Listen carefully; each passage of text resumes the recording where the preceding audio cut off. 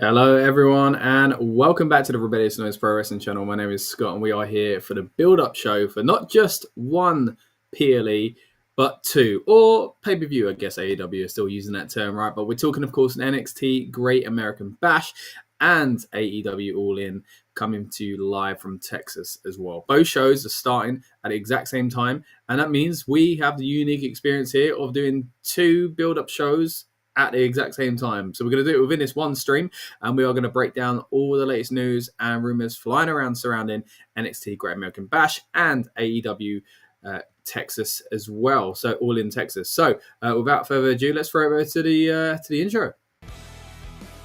Welcome to the Rebellious Noise Pro Wrestling channel. On this channel, we bring you some great content from inside and outside of the squared circle. We will go through and offer some in-depth analysis of the biggest events of the year, as well as bringing you exclusive interviews with some of the industry's biggest names. There will also be live show reviews, in-depth features, and podcasts.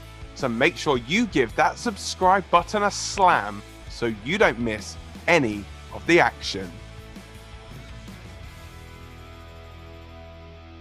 All right, once again, welcome back to the channel, guys. So good to have you with us on this huge weekend in pro wrestling. I mean, the Saturday alone has got three big shows, and we're talking about two of them on this show. And of course, we'll be touching on Saturday night's main event later on as well, and Evolution on Sunday. But for now, we're talking about the two shows that, as I say, are kicking off head-to-head at least, and that is the NXT Great American Bash and AEW All In coming to you live from Texas.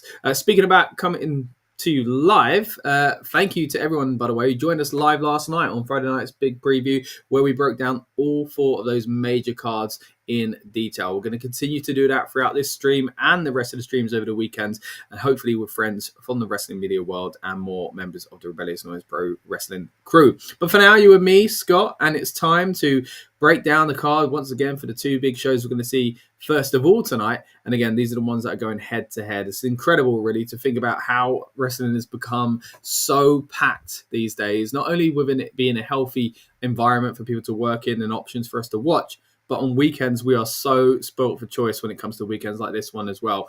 Never mind the fact that we had Ring of Honor, Supercard of Honor last night as well. We also had SmackDown, of course, going to be bookended by on the other side by Monday Night Raw. And then, what do you know, you're straight into Tuesday Night NXT after that, Wednesday Night Dynamite as well. So it's a huge, huge weekend and week, really, in pro wrestling. But again, it all starts and kicks off, really, for me tonight. Ring of Honor, saw a little bit of it last night. Did enjoy what I saw what happened on SmackDown. I'm sure we'll kind of talk about the most important kind of things leading into both the shows, or all three or four even of the shows that we're going to be highlighting over this weekend, as far as, you know, the headlines that come out of those, as far as how they're relevant for those shows, I should say. But yeah, thank you to everyone that joined us last night. We're going to show some clips on this stream and also on the build-up show for Saturday night's main event later on.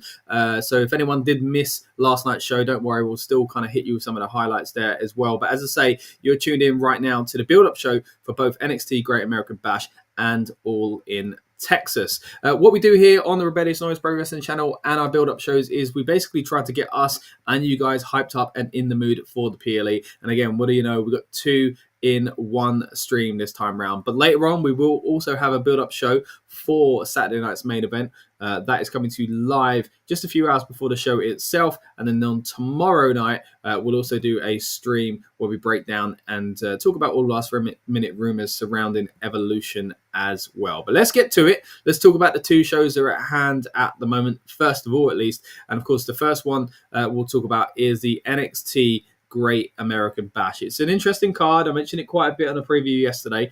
It's one where I feel like they could have booked it a little bit stronger, and I've no doubt that these guys are going to kind of perform very well, but they've got a lot up against them, right? They're going right up against a big show in All In. It is quite a kind of risky head-to-head, really, for the NXT product. Not saying the NXT product isn't good. I've really enjoyed it lately, but it's a big move to be going up against the kind of mega show that is AEW All In. Again, this time round, sadly not in London, so I'm not there this time round, but we'll touch on that in a little bit more detail throughout the stream. I'm sure some memories maybe from the last 2 years go into it. But this year, again, it is coming to you from Texas instead.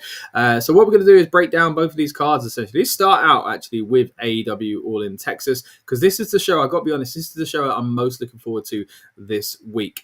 Now, as you can see there, we're going to start out on the 0 hour with a few matches, which is always nice to see. WWE don't seem to do this anymore, so it's always nice to see other companies do it instead by putting matches, I should say, on their pre-show. Now, speaking of which, the AEW pre-show, of course, is known as 0 hour.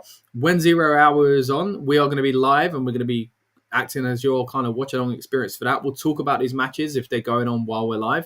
And then, of course, the countdown show as NXT offer us as well. So probably not going to have a pre-show match on that, but we'll keep an eye out anyway. So stay right here for all your news relating to AEW All In and the NXT Great American Bash. But let's get back to the card itself. As I say, starting out on the 0 hour, we've got FTR versus the Outrunners, a match that I know a lot of people have been looking forward to for quite some time. Similar gimmicks, I guess, this kind of nostalgic tag team thing kind of going around both of them. Then, of course, you've got Big Boom, AJ, and the Conglomeration versus the Don Callis family in an 8-man tag team match. I'm sure that'll be a fun one to kind of lean into the show starting itself.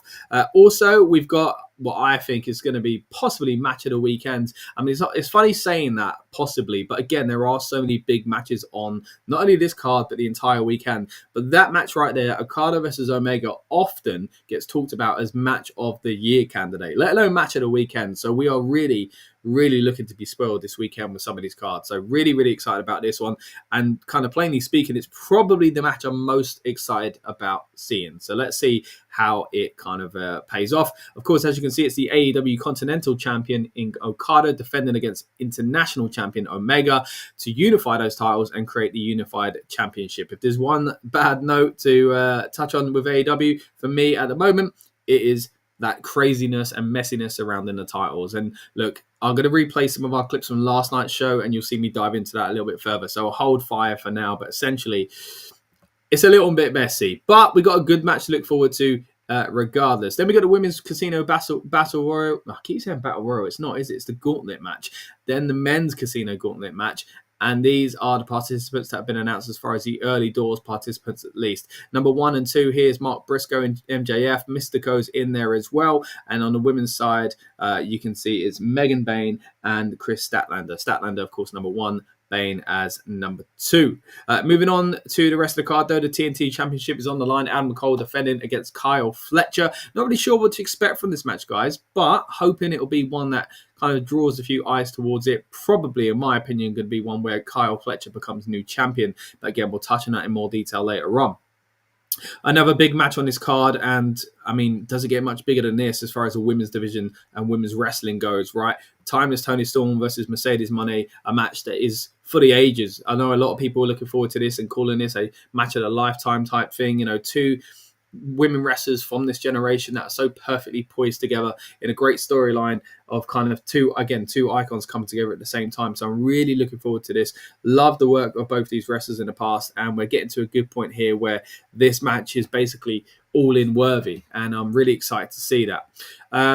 Got some comments in here as well. Kieran's in the house. Good to see you, buddy. So there's 2 WWE shows tonight. It's going to be lit. You're absolutely right, mate. We've got the NXT show kicking off in just under 3 hours. At the exact same time of that, though, AEW, of course, the rival to WWE, are going to be live with All In. And then after that, unless they overlap a little bit, as you say, a second WWE show as well in Saturday night's main event. It's going to be a big night for pro wrestling. Kieran also thinks that Roman Reigns will return tonight on Saturday night's main event. Look, I'm leaning towards that as well, Kieran. I know you've jumped in on the big preview we did last night as well, so appreciate that. Good to see you back in the house, buddy. For those that did miss it, as I say, we'll be showing some clips throughout this stream as well. But you mentioned there Saturday night's main event. We will be doing a build-up show specifically for that later on. If comments come in, we'll touch on it here, but I do encourage you to come back later on for the Saturday night's main event build-up show, which will be going live just a few hours before kickoff for the show itself, and the stream will be found again on this very channel.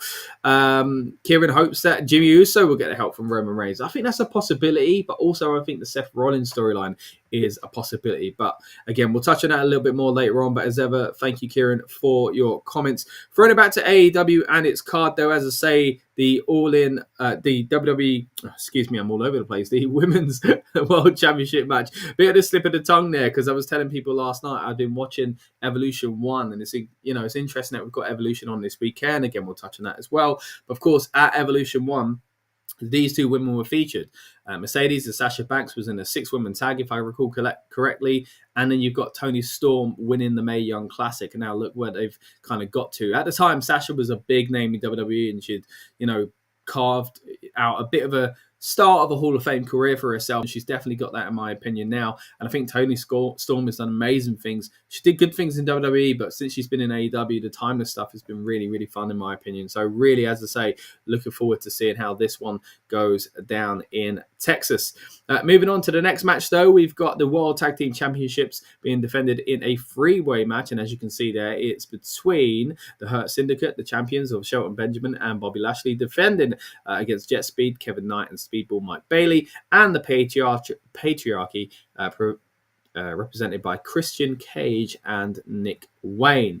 Not only do we have tag team gold on the line, we have trios gold on the line, where we've got the Ops facing off against Gabe Kidd, Willie Utah, and Claudio Castagnoli as well. So that'll be quite a fun match indeed.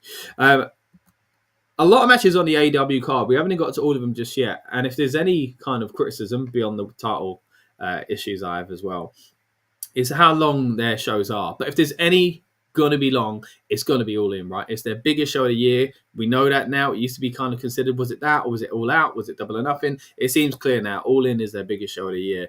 And I think they're going to go all in for it, essentially. Bringing it back to the card itself, though, again, we've got the trios match, but we've also got another tag team match, this time for no gold, but for maybe much, much more. The EVP status of the Young Bucks is on the line. The Founding Fathers are putting that up against Swerve Strickland and Will Ospreay, who aren't getting out of it scot-free if they lose, by the way. They are going to give up a full year of challenging for the world title. A big, big move, a big, big statement from the team that are going into this with maybe more to lose as far as their careers as wrestlers go, right? They can't challenge for the title, so what are they going to do? But then you've got the Young Bucks who, if they give up the EVPs, I guess they're still wrestlers, right? So we'll see how that goes. An interesting stipulation, and one that I do think might play into the main event. Now, speaking of which, the main event surely is going to be Jon Moxley, the AEW World Champion, defending against Hangman Adam Page. And you can see it there in the graphic in a Texas Death Match. Really excited to see how this one goes down. It's going to be a very different match, I think, to a lot of the others on the card as far as kind of just gruesome, brutal spots. Some people, it's not what they're into, don't get me wrong, and sometimes when Moxley does do certain things, I kind of wince and want to look away, but at the same time, I know my eyes are going to be drawn back to the screen on this one as well, because it's a big, big story they're telling. There'll be some big moments in the match, and again, it might even tie in with what we saw, whether or not the Young Bucks win, and that kind of plays into the story, or whether or not Swerve and Ospreay, when it plays into the story, maybe they come out and kind of get involved here to help, or to not help, or to kind of screw, or to not screw. It's going to be really interesting to see what happens with this one. It's not just All In, though. Again, we are also previewing, I should say, NXT Great American Bash, and an interesting card to break down here as well. This match I've talked about on the predictions. I'm not 100% sure it's the best way to kind of make use of these people on the card. Of course, 2 of those in this match are being used on Evolution, and you'll see my predictions for it in a bit more detail soon when we throw it over to our Friday night's preview replay. But as you can see here from the match graphic, you've got Blake Monroe and Jordynne Grace facing off against Fatal Influence. Even though Jacy, Jayne and Jordynne Grace are facing each other just 2 nights later, it kind of feels like a go-home match rather than anything to be excited about on the PLE. But hey, hopefully they deliver and there's a good story to tell. On top of that, we've got Ethan Page versus Ricky Saints, a Falls Count Anywhere match for the North American Championship. Might they go to the extreme lengths that we see on Hangman Adam Page versus Jon Moxley on the other side, but I'm sure will be a significant match and a few decent spots in this one I'm looking forward to.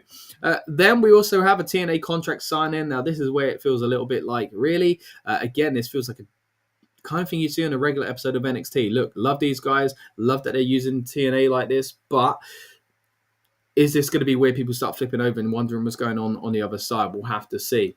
Then we've also got the North American Women's Championship on the line, of course, with Sol Ruca defending against Izzy Dame. Looking forward to this. Sol Ruca had a great showing, by the way, on Friday Night SmackDown, so that's really whetted my appetite for this one. And then, of course, you've got Javon Evans versus Jasper Troy. Always fun seeing what Javon Evans can do, so it'll be interesting to see how they work together. And then the main event for NXT is Obafemi, the champion, defending against Inamura, which I think is going to be a really fun match as well. But spoiler alert, I don't really see the title changing hands. Now, speaking of which, let's get back to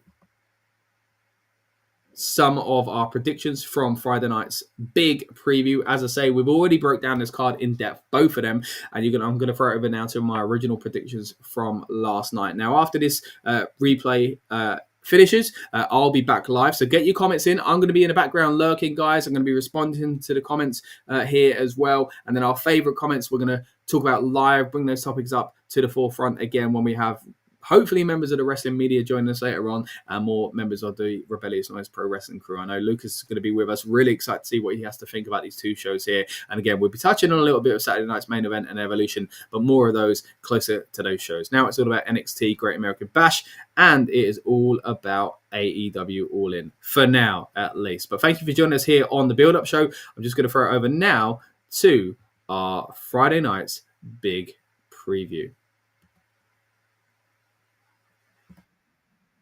With the Great American Bash, I'm going to start with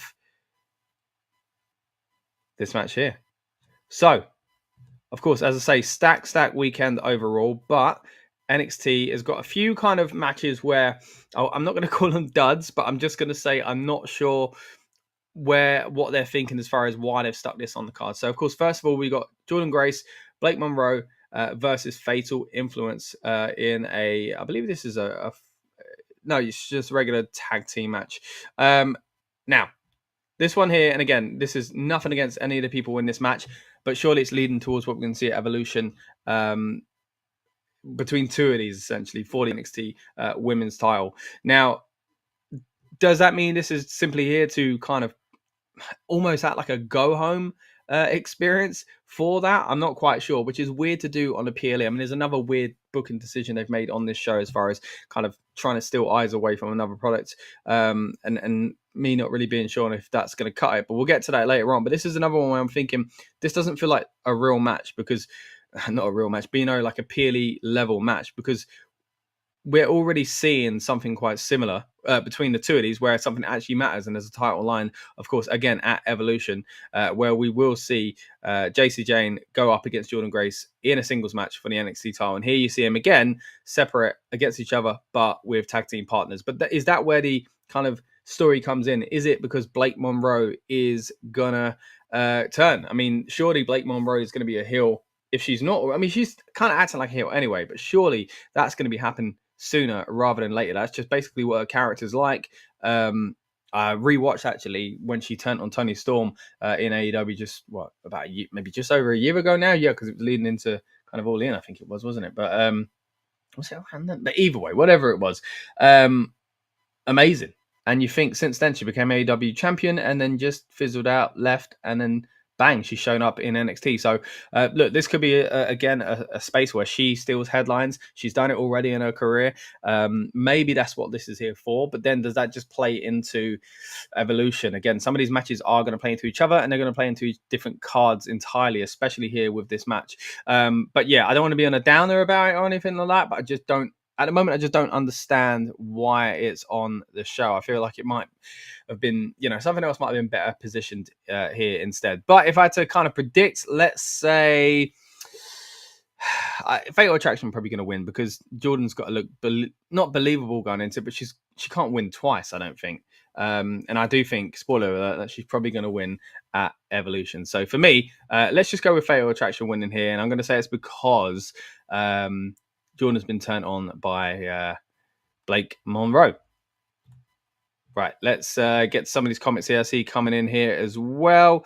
Aiden says, I've got some notes for all three WWE shows. Good for that. Good to hear that, buddy. Hopefully, we'll get through some of your comments here as well. Grace and Blake will win as Grace won't win the title on Sunday. So going for the complete opposite as myself there, Aiden, but I appreciate it. Do you not see Blake turning soon then? See, that's what I'm thinking. I'm just thinking they're just going to do it as soon as they can. But maybe that story takes away from the bigger story, which is the title match on Sunday. But maybe that's where she turns. Maybe that's what this is all about, a kind of full sense of security. So you could be right, actually. And maybe she screws Jordynne Grace on Sunday, and maybe she doesn't turn at all. Fatal Influence versus Blake Monroe and Jordynne Grace. I'm looking for her to turn heel, says Casper as well. And Aiden is agreeing with my kind of second theory there, that maybe it's because Blake Monroe will be turning on Sunday. And again, we're going to get to Evolution and that card in more detail later on as well.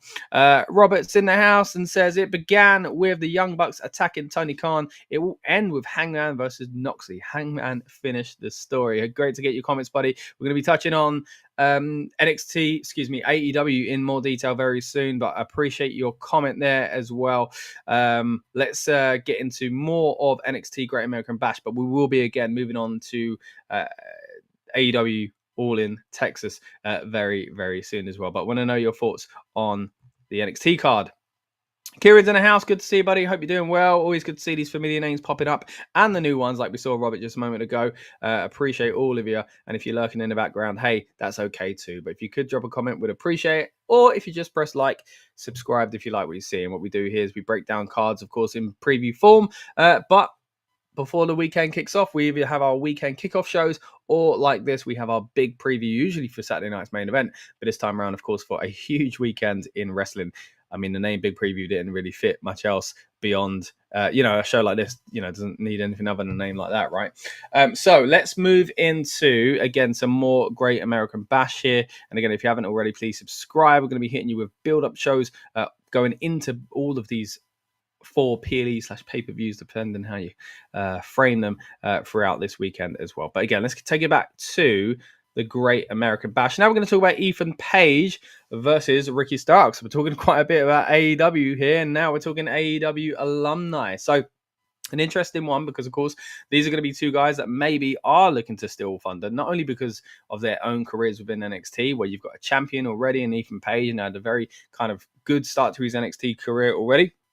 That you got Ricky Starks, who's coming in trying to prove a point and keep that hype up around him as well. But again, both guys haven't spent time in AEW. It's an interesting kind of little connection between the 2 shows there as well. Of course, because of course, if you're unfamiliar, NXT will be starting at the exact same time as AEW. NXT probably going to go about 2, maybe 3 hours as it tends to do. AEW about 15 hours as it tends. Okay, I'm joking. I like AEW, but let's admit their shows are long. I'm guessing maybe 4 hours for AEW, and then we're going to go straight into Saturday night's main event. So it's going to be interesting to see how segments are timed in between for these shows. But we'll talk a little bit more about that on tomorrow's build-up shows. We'll be doing a build-up for both NXT and AEW at the same time, because again, those shows are on at the exact same time. So again, if you haven't already, please subscribe and join us back here for the live portion of that show as well. I say live portion because what we're saying here will also be replayed on that stream at the beginning section of it as well. But for now, we are breaking down NXT. So let's get back to NXT's card. And again, we're talking about 2 guys who have made a splash in the wrestling industry on both sides of this brand war. Now, at the moment, though, you see, of course, Ethan Page is the NXT North American champion. I've got to say, still really enjoy that title design, by the way. It feels like it's been around for a while, which is scary because WWE usually get kind of a bit kind of, froggy with that sort of thing, and they want to jump in there and change it as quick as they can. So let's hope they don't hear this comment. But really like that title, and still looks good. Looks good on the shoulder of Ethan Page, but will it look even better on the shoulder or around the waist of Ricky Saints? I was going to do his little... I knew I'd do it wrong, so I didn't even bother. But a very charismatic guy. Again, very interested to start to his NXT career. Will he become NXT North American champion? I'm not sure. I'm really not sure. I think there are big things for this guy going forward.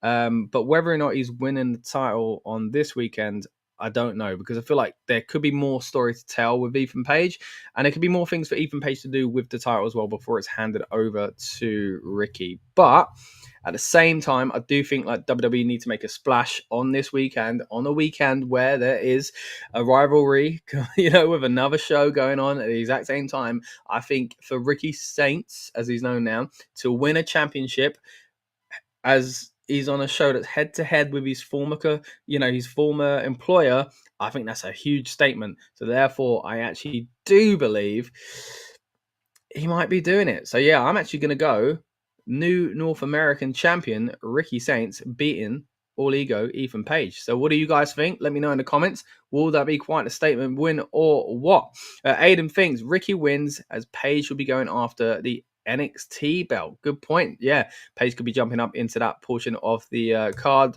for sure. Ethan Page versus Ricky Starks. Falls count everywhere. Good point, Casper. Forgot to mention that. Looking forward to this one. I'm even more looking forward to it now that you've reminded me that there is a stipulation here as well. Always got a joy a Falls Count Anywhere match. And yeah, we're going to get quite a few big stipulation matches throughout this entire weekend. But as Casper says there, Falls Count Anywhere for the North American Championship.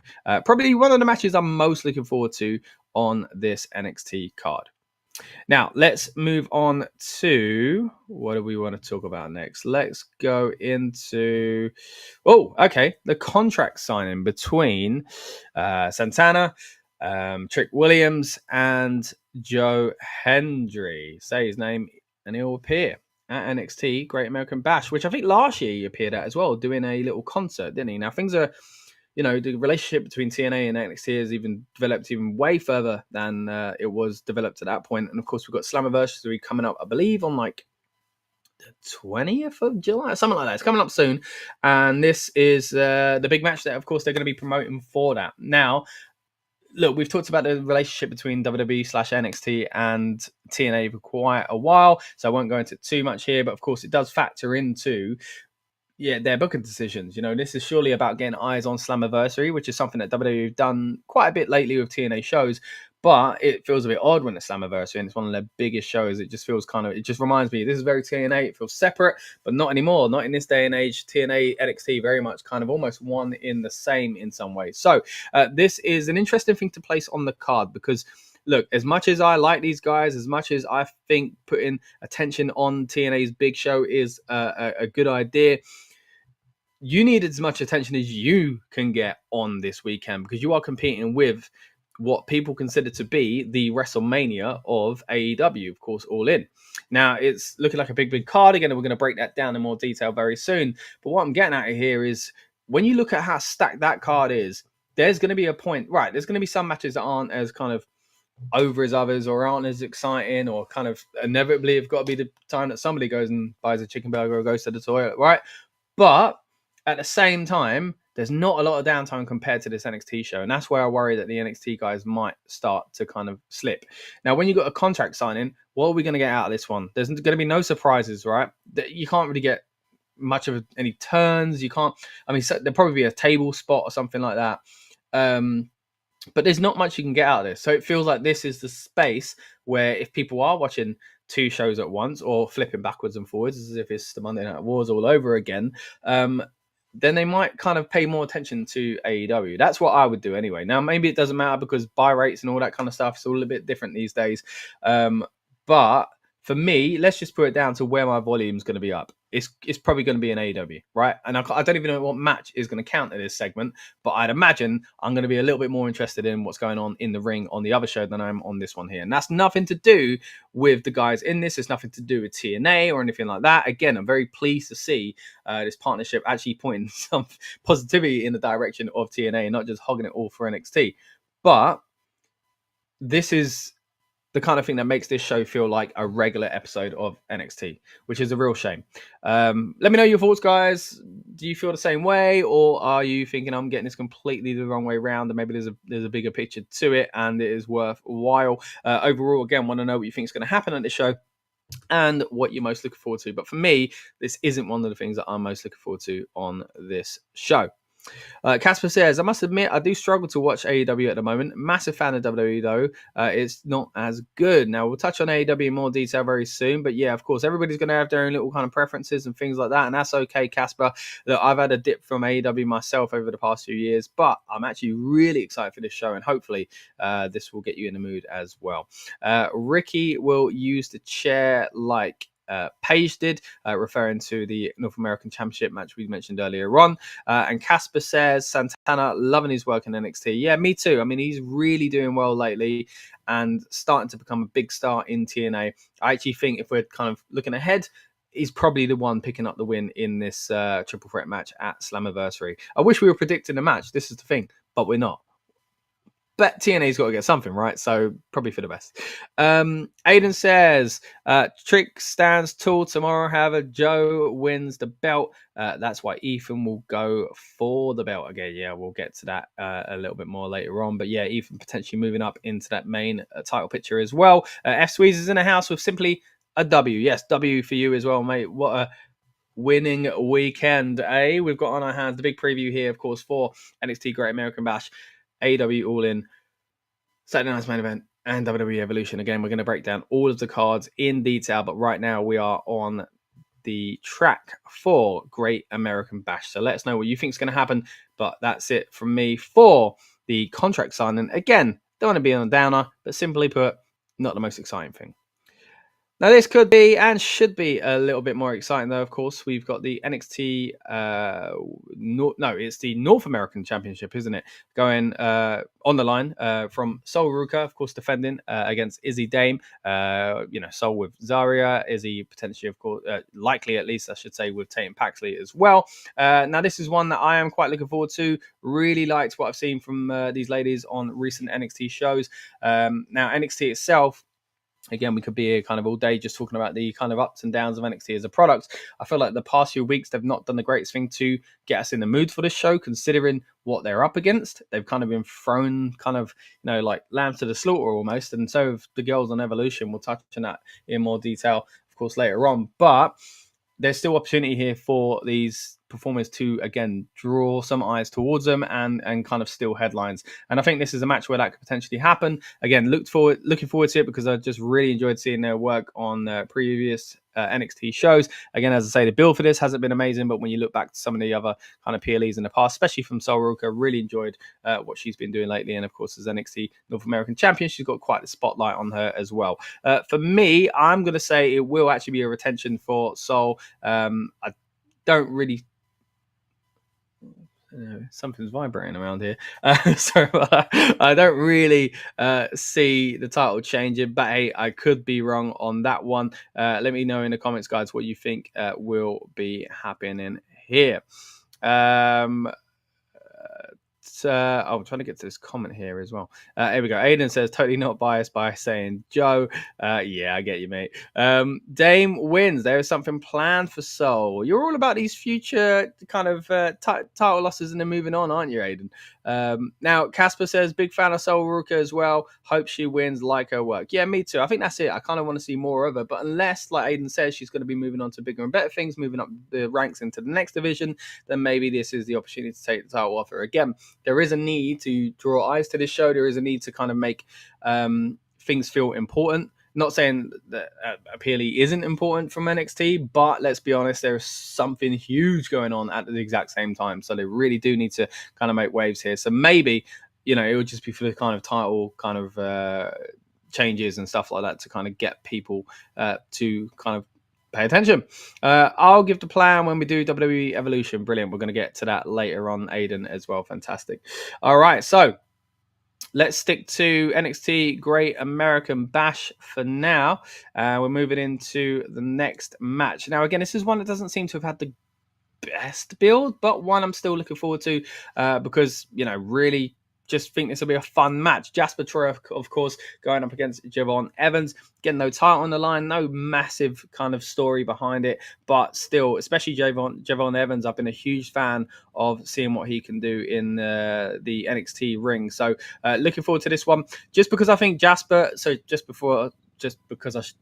just because Javon, I should say, has been kind of, again, bringing a lot of kind of eyes towards NXT, in my opinion, I think he might actually pick up the win here because he has kind of really got people on his side. I mean, he's been kind of endorsed by legends when you've seen him on screen with them, and he always seems to pull off an incredible match with like kind of highlight reel type moments as well. So really looking forward to seeing what Javon can do here with Jasper. But for me, yeah, I'm going to go with a win for Javon Evans. Aiden agrees, but thinks it will be like for via DQ on this one. Again, simple match here, no titles on the line, no, not description. What am I trying to say? No special match is what I'm trying to say. Why have I lost that word? Stipulation. There we go. My goodness, that was difficult. Casper says, let's get to this one. NXT Jasper Troy versus Javon Evans should be a fun match. Yeah, that's it. I'm just looking forward to a fun match for this one. But again, it's another one of those where I don't want to be disrespectful to the guys, but without much build and anything else kind of really on the line, is this PLE worthy? I mean, the match could be, but the build to get to the match doesn't really feel like that. So it does feel a little bit of a shame in that sense. Let me know, guys, what are you looking forward to this weekend? What match are you looking forward to most on NXT Great American Bash? And what show are you looking forward to the most over this weekend? Keep the comments coming, and we'll get to those as we make our way through each and every one of these big cards.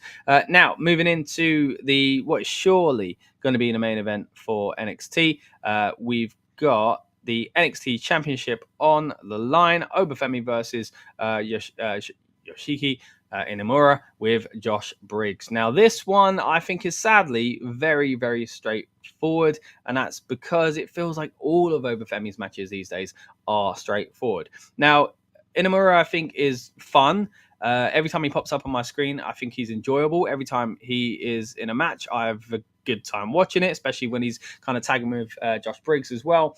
But Obafemi is just kind of in a position that I don't think he's giving up anytime soon, especially not for Inamura. And that's a shame to say, but I just don't see WWE positioning Inamura in this position, in this way, to become NXT champion. Just feels like a kind of too much of a mountain to climb. I'm almost surprised at the way they use him already. And again, that's not saying he's not a great talent. It just doesn't really strike me as... It doesn't strike me as someone that they want to put at the top of their roster. Now, Obafemi, on the other hand, does, especially when you think, I know it's not NXT 2.0 anymore, but he kind of fits in with that kind of branding, right?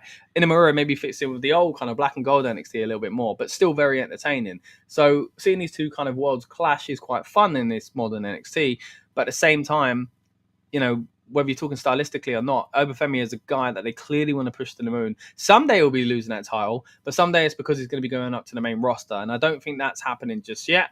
And I don't think the person they're going to give the title to is Inamura. Now, the problem is, for me, as excited as I am by Obafemi, he's loving a little walk to the ring, this reign has felt a bit odd to me. And I want to go into more detail about this on the build-up show that I'm going to do on Saturday night as well. Lucas will be around, and hopefully he'll have a lot of fun things to kind of help me kind of dissect as well, because I think he'll have quite an interesting kind of take on this. But Obafemi, again, really enjoyable, but I just feel like his reign hasn't felt like the NXT title's been the most important match or thing on the card, because there's so much else going on. And maybe that's just a credit to the rest of the card and the other matches and the booking of those. But for me, I'm just not really sure where we go with Obafemi and what they're waiting for. It just kind of feels like he's the North American champion. And I don't want to be harsh in that, because I appreciate him. I like his work. I like the matches he's had. But it just, something feels kind of off for me. But again, I want to touch on that more with Lucas on the build-up show. Let me know what you guys think, though. You know, have you enjoyed his title run? Where do you see him going next? Do you see him losing the title here? Again, I personally don't. I think they've got more to do in this title run, and Inamura isn't the guy to take it off of him. But look, I've been shocked by things in WWE before, so maybe, just maybe, the NXT Championship will be moving over to the waist of the man on the right side of your screen instead. Right. Apologies, guys, if you can hear some rattling in the background. I think there's some sort of washing machine on somewhere or something. It's rattling. So if you can hear that on the microphone, apologies. Let me know if you can, or if you can't. It'd be great to kind of get your feedback there, because I hope you aren't disturbed by that. Now, that brings us to the end of previewing NXT Great American Bash. But if you've got any more comments that you've kind of, been stewing over or anything like that, let them fire away in the comment section and throughout the rest of the show as well. And we'll kind of pick up where we left off with those whenever we can. Then, of course, again on Saturday, we'll have a double build-up show for both NXT Great American Bash and AEW All In Texas. And again, if you're watching the build-up show on Saturday, you may have already been seeing us in the replay section of that, talking all things NXT and AEW as well, because this will be replayed on that show as well. But we will be live as well. So if you're watching on Saturday, stay tuned, essentially. If you're watching on Friday, subscribe and check out the build-up show for what is tomorrow for you. Now, sticking with this timeline, let's move on to the other match the other show I should be saying is going to start at 8 p.m. on Saturday night. Before we do, let's go into some of these comments. We've got Aiden's hopping out to sleep. Oh no, Aiden. Oh, get some good rest and come back on Saturday for the build-up show. Hope to see you then. But thanks for popping in anyway, and thanks for your comments as always. Casper's still with us. Says Inamura is possible who could win, but Obafemi to keep him strong. Yeah, I agree there. I think it will just continue to be an Obafemi kind of dominant title reign, essentially. Hank and Tank tag title should be fun. I've loved the Obafemi title run. Yeah, look, again, I like Obafemi. I like him being champion, but there's just something about the presentation. I don't know what it is. That doesn't feel like... It feels like they're coasting and they're waiting for something big to happen. Because otherwise... I don't know, there'd be more kind of marquee matches, if that makes sense. But anyway, again, maybe we're waiting for that. And that's why I don't believe he's losing the title here. Now, that rumbling stopped in the background, so that's great. So hopefully it wasn't an issue anyway. But even if it was, it's now over. Let's move in to the other show again, starting at 8 p.m. UK time, at least, of course. And that is AEW All In Texas. Now, the thing about AEW All In is that, as we mentioned before, it is kind of like the WrestleMania of AEW. Now, there was a time when it was hard to tell what the WrestleMania of AEW was because, well, first of all, they didn't have the All-In branding. That was tied up in copyright, so they had an all-out show. Then they did Double or Nothing. Well, they did that first, actually. All Out seemed like their answer to All In, and then they got All In back. So now I was a bit like, wait, which one's which? Well, it really feels like All In is the biggest show now. Of course, the last 2 years it's been London. Been privileged enough to say that I was there. Had a great time at both those shows. But a common theme with both those shows and this one coming up is that I haven't been keeping up with AEW as much as I wish I was. And that's because got a little bit sticky for a bit, so it wasn't as fun. It was more stressful with AEW. But I gotta say, both those shows were fantastic. And I really do think that this weekend's show it should be the best show of the weekend, really. There are some amazing matches on the card. They've been built actually really, really well this time around. All the problems that seem to plague AEW in the past few years seem to have kind of whittled away, and they seem to be in a good position now. Now, don't get me wrong, a few years ago, for me, they were my number one. I was really enjoying watching them because WWE weren't really doing too much. Past few years, however, the tides have turned, and it's completely opposite. But I do feel like there are certain things that WWE are frustrating fans with, and there's an opportunity for AEW to kind of, steal a few kind of viewers their way. And this weekend's going to be a big one for them, of course. They have been counter-programmed by WWE to the kind of nth degree. You've got, again, NXT going head-to-head exactly at its start time, and then as it either would have just finished or maybe is wrapping up, depending on how long the show is, because AEW tend to have long pay-per-views. If that's one kind of complaint I can still give, it's that. Saturday night's main event is about to start, and in theory, try to steal all those headlines as well in the news cycle. And then the next day, they're going to have Evolution. So they've got a lot to compete with AEW this weekend. But again, I'm confident that they will pull it out the bag because it looks like it's an incredible card. Now, it's going to be interesting for me. As I say, the last 2 years, I've been at All In because it was at Wembley Stadium. This year, if it wasn't for Coldplay, which is a weird thing to say on a wrestling channel, they'd be there again. But instead, of course, they're coming back for Forbidden Door with New Japan in August instead, and plan apparently to go back to London next year. But this time, it is in Texas.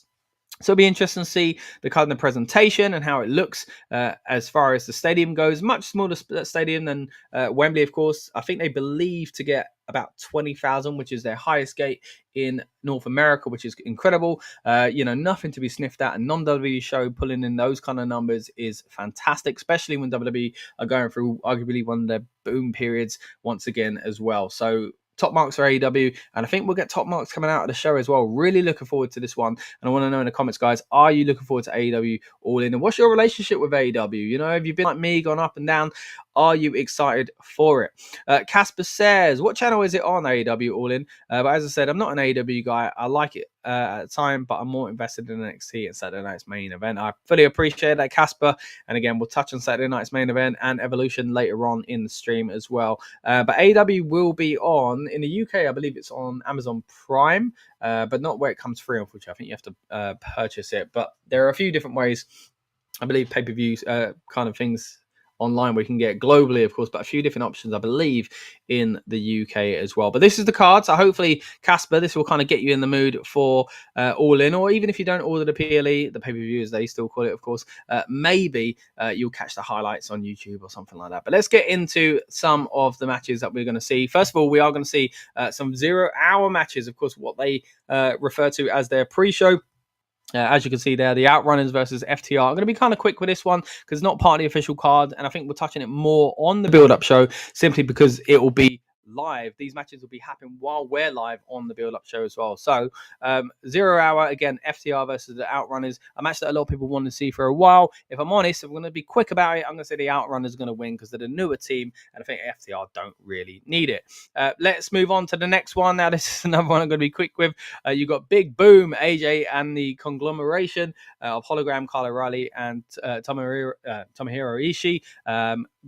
With Big Justice and the Rizzler, of course, going up against Don Callis' family. And this one, I think it's going to be the baby faces, essentially. You got the kind of viral sensations there of Big Boom and the Rizzler and things like that. So, yeah, for me, that's going to be what happens. And I think that kind of makes sense. And I like that I've used these guys, if I'm honest.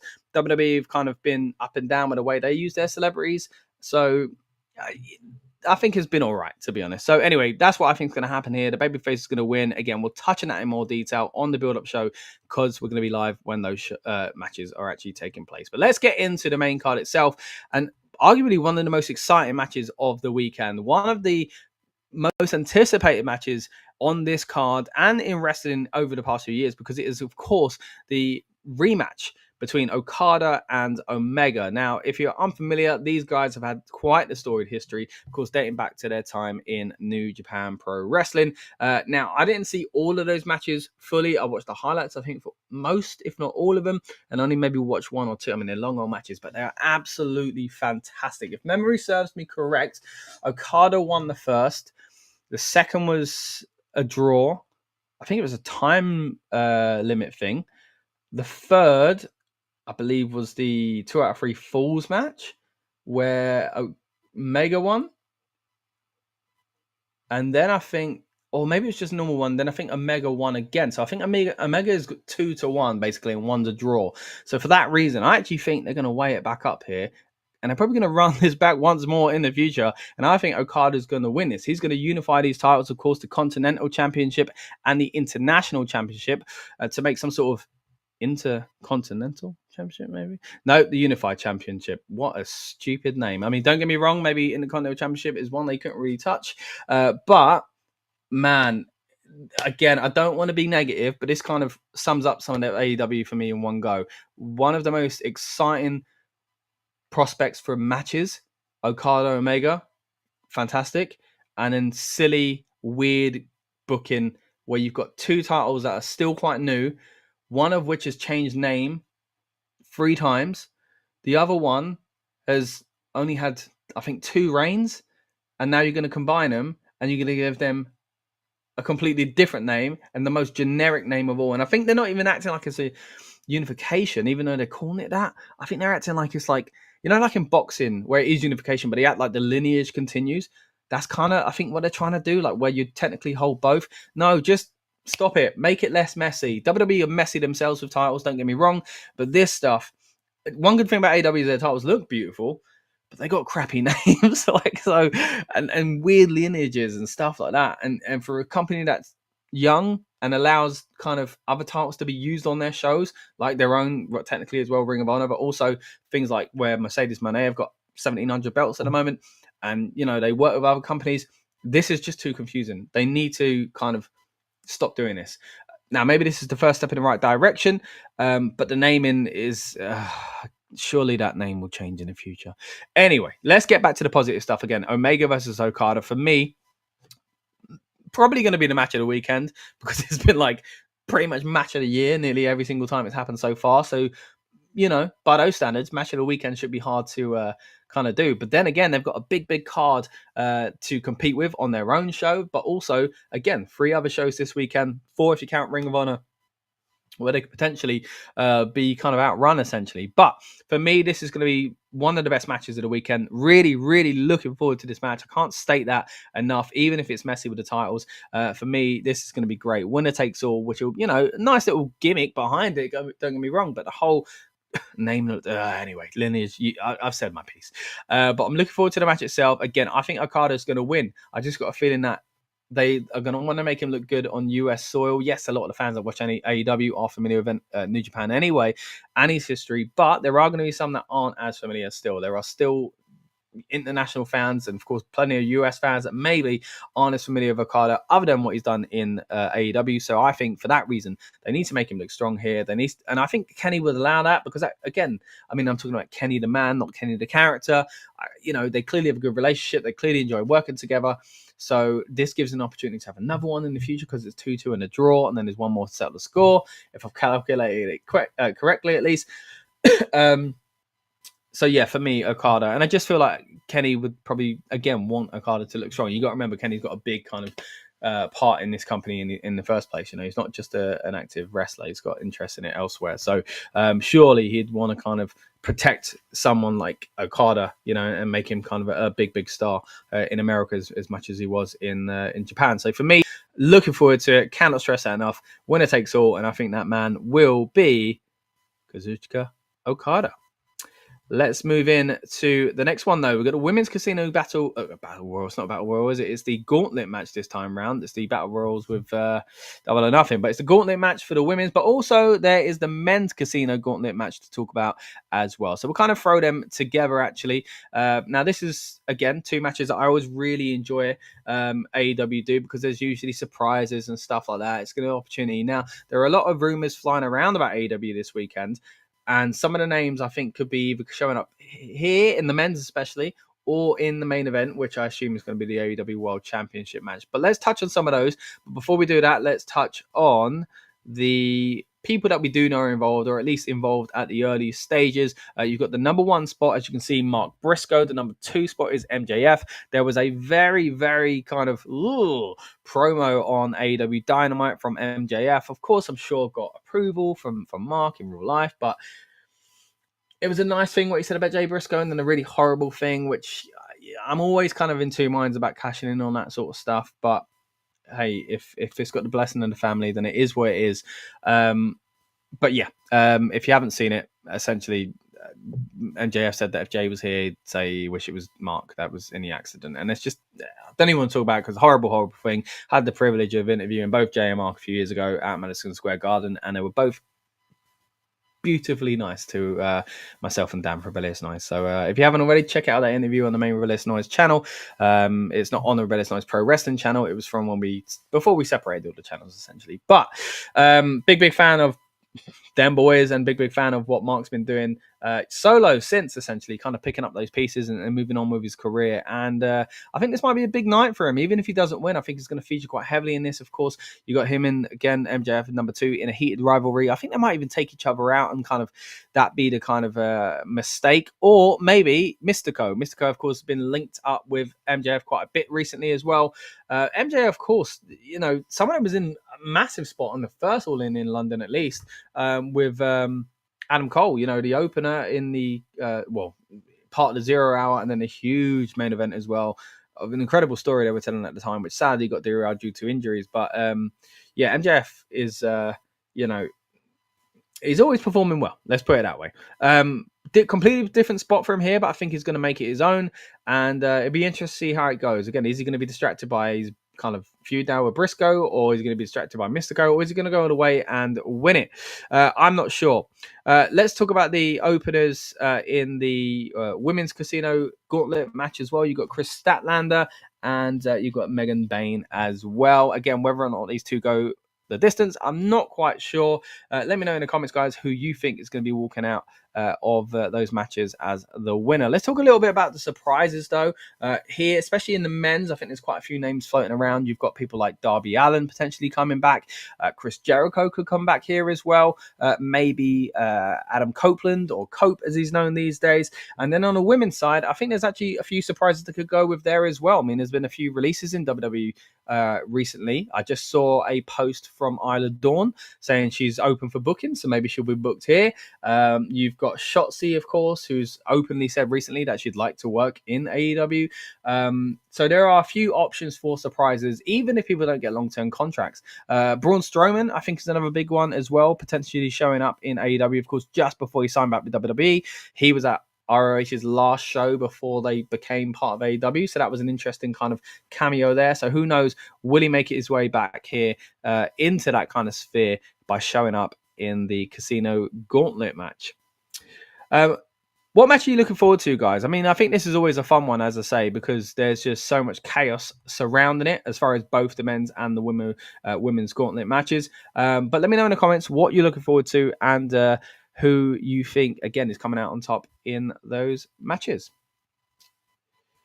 Keep your comments coming as well, guys. Want to know what show you're looking forward to the most this weekend? There's so much to discuss. Of course, at the moment, we're talking about AEW All In Texas, but we will be bringing it back to WWE content very, very soon as we touch on Saturday night's main event and Evolution. But for now, sticking with All In, we've got Adam Cole, baby, defending his TNT Championship. I nearly said North American Championship there.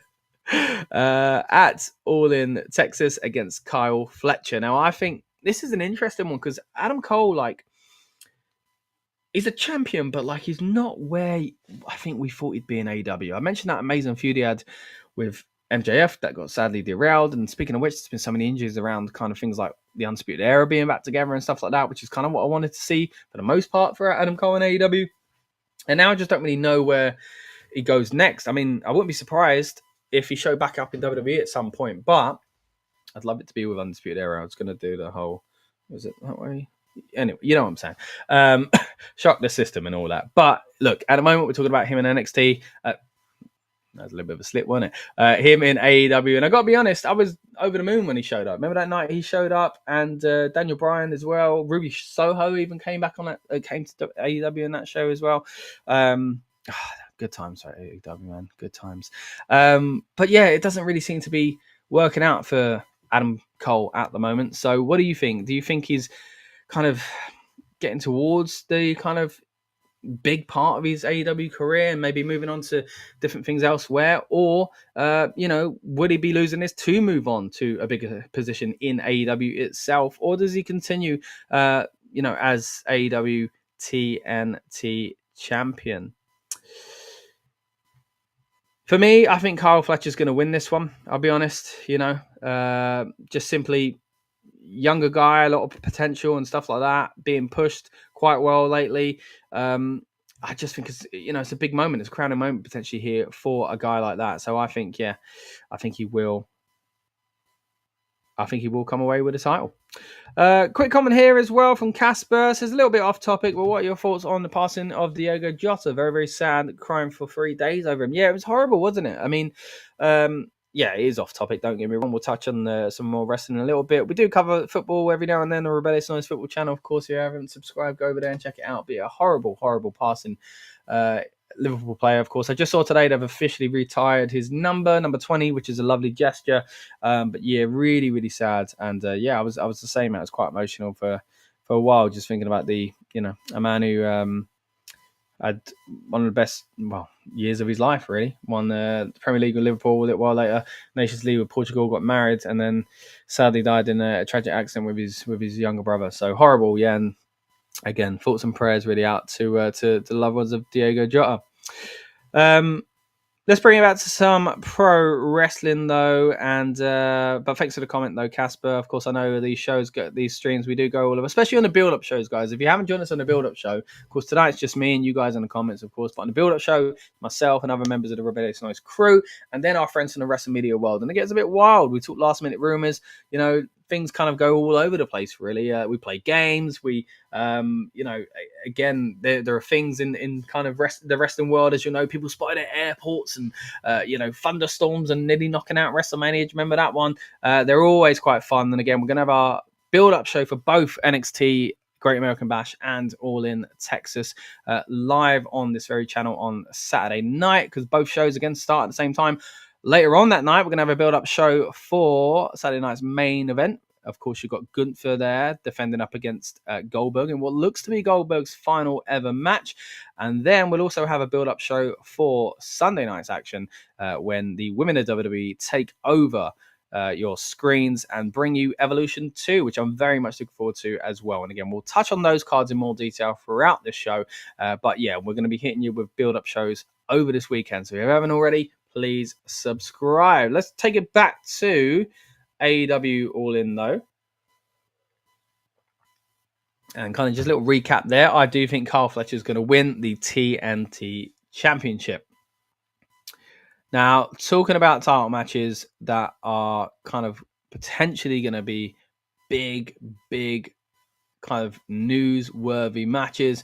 This one here is arguably one of the biggest of the weekend. As I say, there is a lot of opportunity here for people to steal headlines, and I do think these two are prone to do it. I mean, especially Toni Storm in recent months. She's been on fire. We mentioned her storyline with Mariah May earlier on. Still doing incredible stuff, even though Mariah's now left. Now getting to this kind of, a lot of people are looking at this as like a generational match. You know, two women at the top of their game. You know, Mercedes Moné, no kind of, you know, small fry herself. She's been, you know, decorated champion for years, especially at the moment. Again, got about 17,000 belts around her waist. But will she be picking up what she and AEW will be positioning as the most important one? Of course, the AEW Women's Championship on the line as Toni Storm looks to defend against Mercedes Moné. Now, really interested because I was watching Evolution from 2018 this week, and I'll touch on this a little bit more when we talk about Evolution later on. But Sasha, of course, at the time was a big star in WWE and was, you know, one of the main attractions in that women's division, was becoming, you know, future Hall of Famer at the time. And I still think she is on course for doing that, even though she's not in that company anymore. And Toni Storm won the Mae Young Classic. She'd got to the semi-final the year before, and she faced off against Io Shirai, as she was known at the time.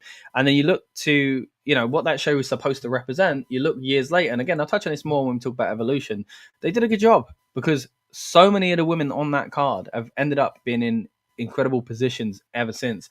And not all of those in WWE. You know, there are a few examples, but two of the biggest at the moment, of course, would be Toni Storm and Mercedes Moné. Now, this is a match that, again, I'm really looking forward to. I'm a huge fan of timeless Toni Storm, and I've always been a big fan of Mercedes Moné as well. I haven't really kept up too much with what AEW's been doing, let alone what people on their roster have been doing overall. But if there's anyone I've been keeping an eye on, it's been Toni Storm. Now, again, I've always had huge respect for Mercedes Moné, and I'm looking forward to seeing what they pull off here, because I think they know that this is one of those potential once-in-a-generation type matches where people remember this going forward as kind of two icons of their day, which is a big thing to say in a non-WWE card, by the way. Again, both of these women done well in WWE. Sasha, of course, even more so because she has such a kind of long spell there and won many championships.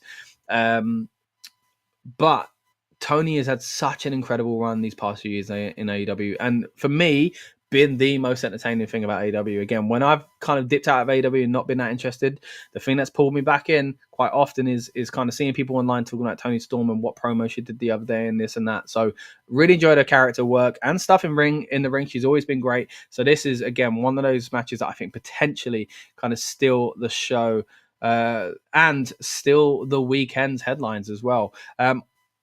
let's get to predicting it though. Who do we think is going to win, guys? Let me know in the comments down below. I'm going to go with a win for Mercedes Moné. I think she's going to crown herself the ultimate prize, essentially, after having all these titles, as I say. Quite a visual, wasn't it, on Dynamite, where they're that face-to-face and all Mercedes belts on the ropes. I think Tony's going to sadly be giving this one up, but I think it'd be fine. Like, you could argue it's overbooked, right? But we've seen this in the past. There's a famous picture of Ultimo Dragon, for example, with about 1 million belts as well. I think that was 19 or something. But still, you know, this is a thing that people have done in the past. I know some people are going to look at it as like, especially through modern wrestling fans' lens of like, it's so common for online fans to say people are overbooked and stuff like that. And don't get me wrong, it does happen. But I think this has been a story to tell for Mercedes Moné, and the title she's picked up from other companies, it makes those look good. You know, there's danger in it. There is, don't get me wrong, but surely you're going to give her, again, what is positioned to be the biggest prize of them all on this show. So for me, I think Mercedes Moné is going to walk out with yet another championship around her waist and, again, be the biggest prize of them all. Casper says, a mountain of snacks for tomorrow. Yes, Casper. Again, another thing on our build-up show that we like to get into, by the way, guys. So get ready for it, is Snack Talk. We want to know what you're eating throughout the PLEs. And again, there's so many shows going on tomorrow. I think people are going to be eating loads of food. And over the weekend, but 3 in one night alone. Casper says, it's good you're talking about matches in AEW, but I won't be watching the show. I keep saying to my brother, I do love WWE more, but if I get the chance, I'll check out a few matches, but I do love Tony Storm. Casper also says, I love Tony Storm's work in WWE. Yeah, I get what you mean, Casper. Again, I'm someone that's hopped in and out of kind of watching AEW myself. If there's any time to try and get back into it, I think it's now.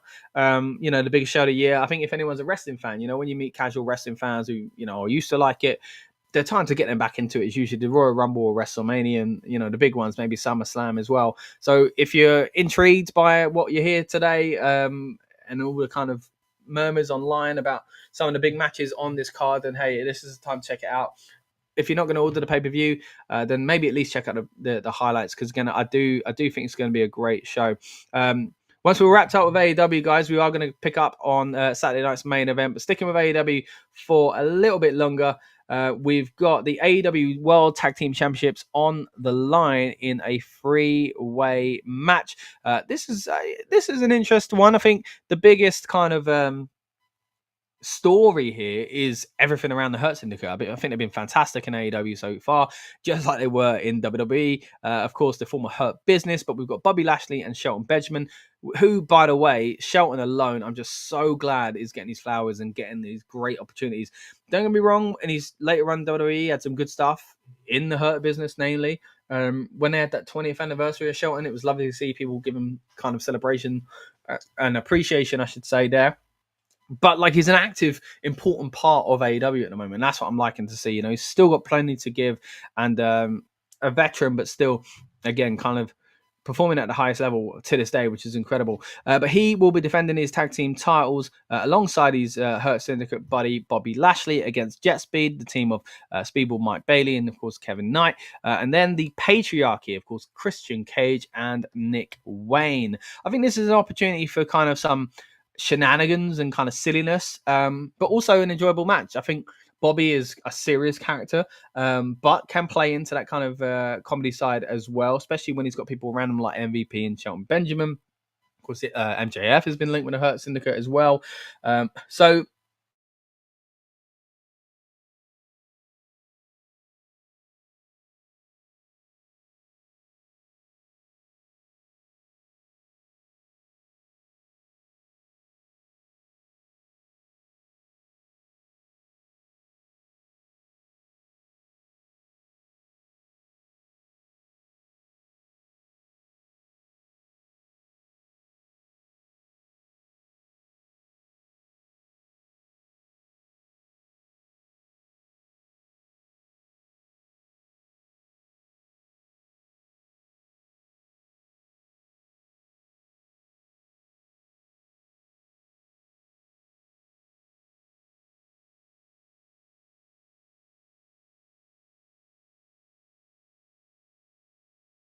Syndicate and their time in WWE so far.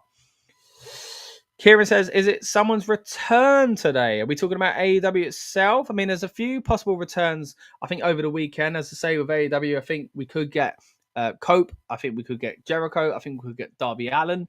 I think we could get debuts of people like Shotzi. NXT, I don't really see any kind of returns or surprises there. Maybe a new signing. I mean, NXT or AEW really could be coming at us with a brand new signing because they tend to do that at big shows. I mean, it was more of a black and gold era thing for NXT where they'd kind of show off their new signee in the audience. They still do it from time to time, though. I think they did the same thing with Julia when they signed her. But then you've got AEW, who last year and the previous year showed off new acquisitions in the audience. Of course, last year it was Mercedes Moné watching from up high in Wembley Stadium as well. So, yeah, potentially. Casper says, I'm a big fan of the Hurt Syndicate, big fan of Bobby Lashley and Shelton Benjamin WWE and MVP as a Hurt Business. Me too, mate. I really do think, and I've said it before, of that kind of pandemic era, they and Drew McIntyre are what carried that show. Bailey as well, I think, was up there. A few other kind of honorable mentions, but they were the big ones for me. I got to interview Bobby Lashley again a while back now when he was still in WWE, still a member of the Hurt Business, and we talked about exactly that. So if you haven't already, check it out on this very channel. We don't just hit you with big previews like this and build up shows and instant reaction reviews. We also get the opportunity to interview WWE superstars and current AEW stars, if you kind of count it like that, as well on this very channel. So again, if you haven't already, check out my interview with none other than Bobby Lashley. Kieran's clarifying his point. It says, someone said, ready. I can see your correction there, Jelly Roll. I know what you meant. Don't worry. Will be returning tonight on SmackDown. I don't know if it's true. It is true. Again, at time of recording, it's Friday night. SmackDown hasn't happened yet. So if you're watching this as part of the replay on Saturday's build-up show, you would have seen it by now already. But yes, Jelly Roll. And that's something I think Lucas and I will probably dive into a little bit more over the coming weeks, especially as we get to SummerSlam, because it looks like, if rumors are to believe, they are about to position him in a prominent position heading into SummerSlam. Make of that what you will. Now, he looks like the Big Show, says Kieran. Oh, okay. Big Show. You never know, he could be showing up. I mean, he's still part of AEW, right? Like I say, moving back to the tag team title match, I think Hurt Syndicate are going to win this one. Now, what could be better than 2 championships within a team? 3 championships within a team. Of course, we're talking about a trios title now. We are talking about the Ops going up against the Death Riders. Now, the Ops of Shibata, Powerhouse, Hobbs, and Samoa Joe, of course, are the champions. They're facing off against Castagnoli and Willie Yuta and Gabe Kidd, excuse me. Now, this I enjoy trios matches. I think this is going to be chaotic. I don't think this is going to be the order of the shows, by the way. This is just the order I want, the matches, by the way. So the order I just kind of fancy talking about them. But yeah, I'm looking forward to this. I specifically remember going to last year's AEW All In, the one at Wembley, and Claudio fighting in the Royal Box very close to me, and that was quite an adrenaline rush. So I'd always appreciate that. Again, another man we've had the privilege of interviewing when he was known as Cesaro on the main Rebellious Noise channel as well. You would have seen him in our intro holding up a Rebellious Noise flyer. Lovely man, great worker. Looking forward to seeing what these guys can do. And again, another example of when you see a legend like Samoa Joe and think, yeah, man, you're still at it, you're still doing it, and not really taken away from anyone. I think lifting people up. Shibata and Powerhouse Hobbs being in there with him, I think, they make a good little team. And I'm looking forward to seeing what they've got to do, to kind of put away Kid Yuta and Claudio Castagnoli as well. This one, you know what? It's tough because it depends. Some of it depends on the main event. Like if, and I won't spoil that yet. But if the Death Riders take gold, then does that kind of like give them power if Moxley was to lose? And is that a good thing, or do they want to? If they tell the story of Moxley losing the title, do they want and dethroning Death Riders? Do they not want to just take everything off of him? Or is it better to protect them by appearing like they've took loads off of them because they took the world title, but they've given them something so there's still kind of a credible threat and there's still something going on in the background? Maybe. So I'm going to go with, and the other option is Moxley keeps it. And, just as I say with the Hurt Business back in the day in Judgment Day, stables where you give them all the belts. That could be the case here as well. So for that reason, there's two kind of outcomes that might lead towards that as well. So therefore, I'm going to go with the bad guys winning this one. Now, let's move on to the next match. We're starting to get to the heavy hitters now. As if we haven't already, we've talked about some incredible matches on this card. And of course, we've already been touching on NXT Great American Bash. If you missed that part of the show, guys, feel free to rewind and check it out. We did talk about that in depth at the beginning of the stream. This is your Friday night's big preview covering all the big shows over this weekend. Loosely touching on maybe a bit of SmackDown, Raw, and ROH, but mainly focusing, of course, on NXT Great American Bash, AEW All In Texas, WWE Saturday Night's main event, and WWE Evolution. This is the Rebellious Noise Pro Wrestling channel. My name is Scott, and we are hoping to set you off on a big weekend here in the world of wrestling. So if you haven't already, please subscribe and check out more of our content. Now, as I say, we're hitting you with the heavy hitters now. We've got the Young Bucks against Swerve Strickland and Will Ospreay. Some big names in the AEW scene there. Of course, the founders there in the Young Bucks. And then you've got Swerve and Ospreay, who are kind of reluctantly working together and also reluctantly working alongside Hangman and Adam Page. And these matches kind of all start to link together, of course, because there is kind of interwoven stories between them all. On Dynamite, we had that fantastic moment where Strickland drops the... what do you call it? Was it not a forklift? The digger, I guess, on... the limo, proper attitude era vibes there. Whose house? It was Swerve's house, and it was a great way to end Dynamite. But the thing is, Swerve wasn't too pleased with Ospreay's initial idea, which has now been locked in by the Young Bucks, and that is if they lose, the team of Ospreay and Swerve, then they will not be able to challenge for the world title for at least 1 year. But if the Young Bucks lose, they'll be stripped of their EVP titles. Now, what that would mean going forward, I don't know. We've had title struggles, speaking of the attitude era, so often in the WWE or the WWF, as it was known at the time, and they just went round and round in circles. There was a time where Stone Cold Steve Austin ran the WWF for a little while, so it doesn't really mean anything. Whether they go in storyline, they tend to kind of give it straight back or kind of just let it fade away. Maybe they'll turn babyface and they'll move away from this, and this is the way where they can kind of stop talking about because I mean, it's a heel thing to do. So if the babyface is acting like EVPs, and when everyone knew they were before, then that kind of brings in this kind of negative, oh, but you're booking yourself like this. But as a heel, you can get away with that. And you got to remember, this all came out after the CM Punk stuff. It was kind of like they took their opportunity to do what Vince McMahon did after, he looked bad for screwing Bret Hart. He turned it into a character. So it's kind of similar in that sense. So that would be an interesting way to get away from it. So maybe they are going to lose their EVP titles. I think that's probably more likely, if I'm honest. Look, there is an opportunity here to... really mess things up by making Ospreay and Strickland not be able to go for the title for a whole year. Look, they've got a stacked main event division in AEW and plenty of titles that you can focus on beyond that.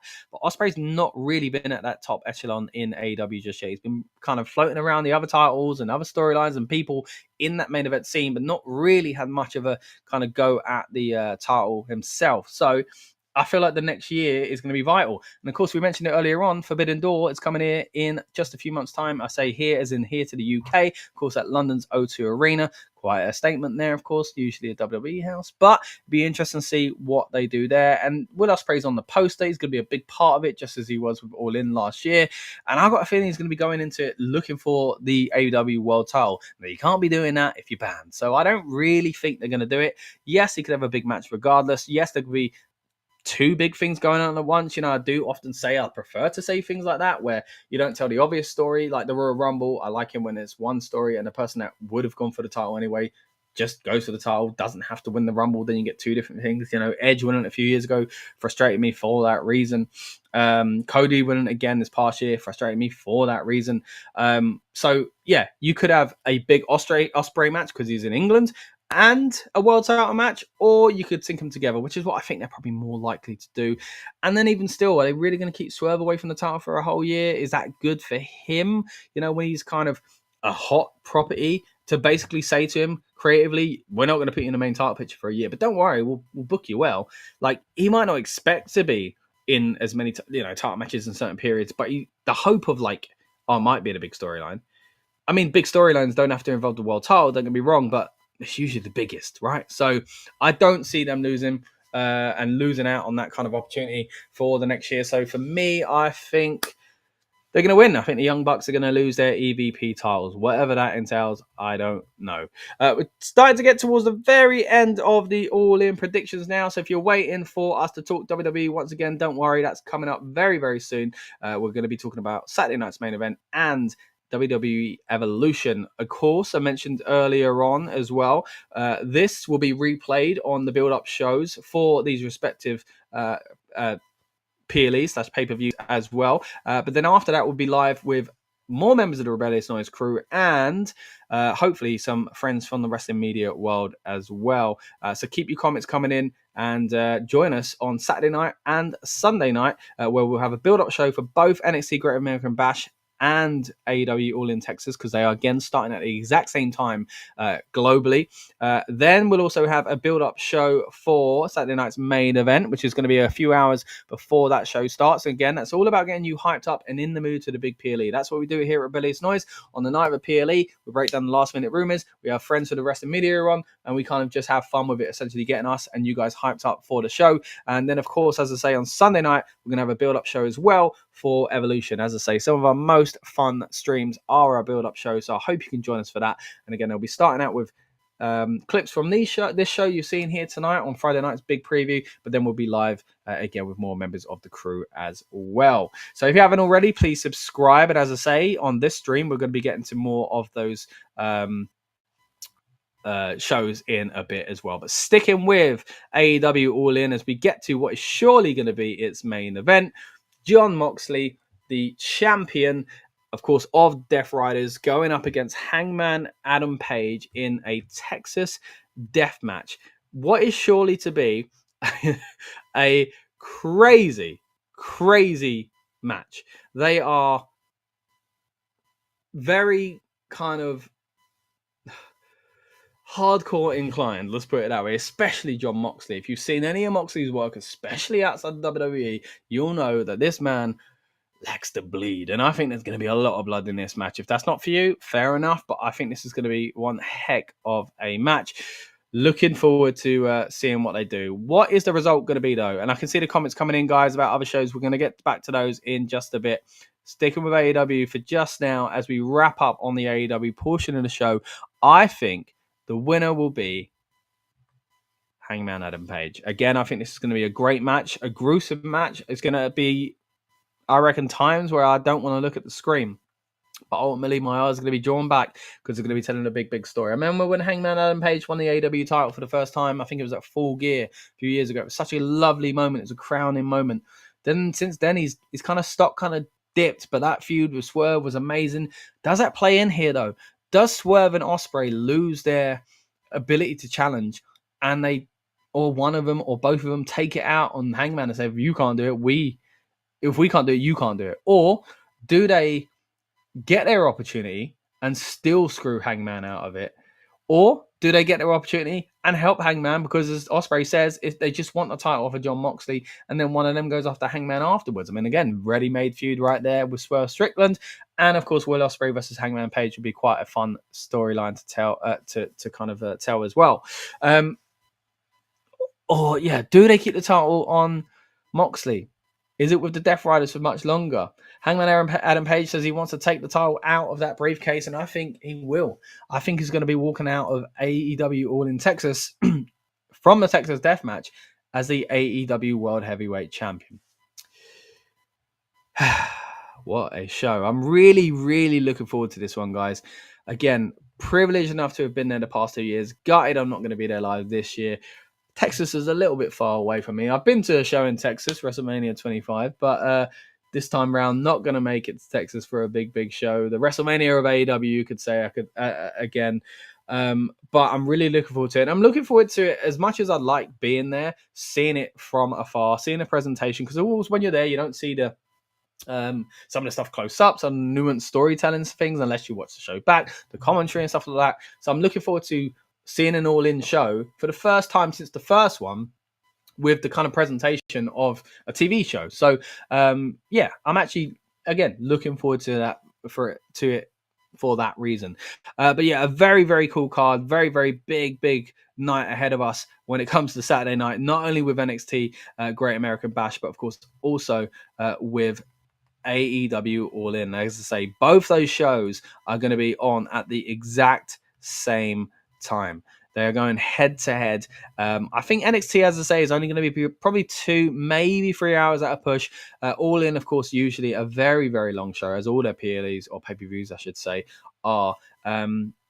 Hopefully wrapped up in time for the next show, though, and that, of course, is Saturday night's main event, because it'd be nice to have a little break between them, right, guys? I mean, I say a break. I'm going to be live doing a build-up show, so I might even be on the build-up for Saturday night's main event, reacting to the end of All In, so we'll have to see how that goes. Not much time for me to grab a drink and go to the toilet, but hey, we'll have fun with it anyway. All right, not much time for me to grab a drink and go to the toilet. What do you know? Right now, at least, I've managed to quickly grab a drink. But again, it is coming thick and fast tonight. And this weekend is a big one in the world of pro wrestling. Look, we've got NXT Great American Bash tonight. And we've also got AEW All In. Now, AEW All In has already started with their 0-hour stream. So we'll kind of treat this as a bit of a watch-along experience for that as well. And then in about half an hour's time, WWE are going to start with their NXT Great American Bash pre-show, the countdown, which doesn't usually have matches on, but you never know. We could get lucky. But if we see the matches going on in either show, we'll kind of, again, use this as a bit of a watch-along experience as well. But you've been watching there some clips from last night's stream. Thank you to everyone that joined us live for that, by the way. Some great comments throughout the evening. And, of course, I've seen some of you in the background as I've been lurking in the background here, kind of giving us comments and discussion points for tonight's show as well. But, again, thank you to everyone that joined us on Friday night's big preview. At the moment, though, you are here for the build-up show for the Great American Bash and AEW All In Texas. If you're new here, I'm Scott. This is the Rebellious Noise Pro Wrestling channel, and the whole idea is to get you guys hyped up and us hyped up and in the mood for the big show. Now, tonight, we've got 3 special shows, and we'll be doing a Saturday night's main event preview later on with the build-up show there as well. But for now, as I say, it's all about NXT and AEW. Both shows are starting head-to-head in an hour and a half hour and a half's time. So really exciting, and so much so, I'm going to bring in our first guest. Of course, it's going to be member of the channel, Lucas. So let's throw it over to him right now. Hello, mate. How you doing? Oh, I can't hear you. You might be muted. Yes. There we go. Yeah, no, I'm well, man. What a weekend for wrestling, eh? Unbelievable. Look, we got an hour and a half before 2 of the shows kick off head to head. So what we're going to do is break down both of them sort of simultaneously together. Again, last night's stream, I really went in depth on my predictions. So here, I kind of mainly want to get your views on some of the big talking points, really. But before we dive into either one of the shows, I guess just general thoughts of this kind of head to head manic weekend we've got. Yeah, it's come out of nowhere as well. Because obviously, when you look at the wrestling calendar for the year, you gear yourselves around the WrestleMania weekend being a big one, SummerSlam weekend being a big one, maybe Survivor Series, the Rumble, maybe a couple of the Saudi shows. They do big things for those. But you never think like it's a random pay-per-view in like July. No. It's going to basically, a weekend in July basically is going to become like probably the biggest talking point we've had. I mean, you could argue, All In is there, WrestleMania, so there is that, but it's not because of that, is it? It's the opposite side, and that's usually in August these days. So yeah. You're right to see. I mean, just a kind of little peek behind the curtain, but when I've been getting things ready, creating graphics and stuff like that, I usually can easily go this purely. This time I literally made a folder on my computer that was like July big weekend. Yeah. I was like, I didn't even know what to call it, because it's not even like you say WrestleMania. You go, WrestleMania week, and if other companies have shows, you can put it in the same folder. We all know where it is. But as you say, it's kind of a nondescript weekend in July that's suddenly become this huge weekend in pro wrestling. Yeah, I think though something you said in the chat, and a lot of people have been saying, and the buzz kind of going around is that we are going to see, I think, some big things take place at all the events that go down. I think that this may have brought out like the best in, or may end up bringing out the best in all the shows. And obviously, I don't want to get too much into the winners and losers, this kind of thing. I think that there's a case to be made, like both sides here, but it does obviously seem like WWE are the ones who obviously challenged this weekend, and that they potentially may not get away with it, potentially when it comes to tomorrow night for Evolution. Yeah, tonight a bit better. For me. I think the biggest rest they've got is NXT, because there aren't. I mean, we'll get to the card in a minute, but there aren't too many. It's not the best NXT card I've seen this past year, for example, right?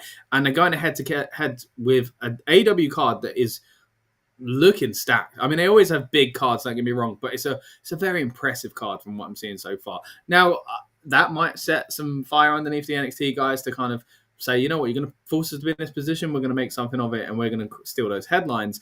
But as you say, there are risks with Evolution. Saturday night's main event will kind of not overlap as much, so that should be all right. But let's start with the two shows that are happening first of all. As I say, they're kicking off head-to-head in just over an hour, or just under an hour and a half time now as well.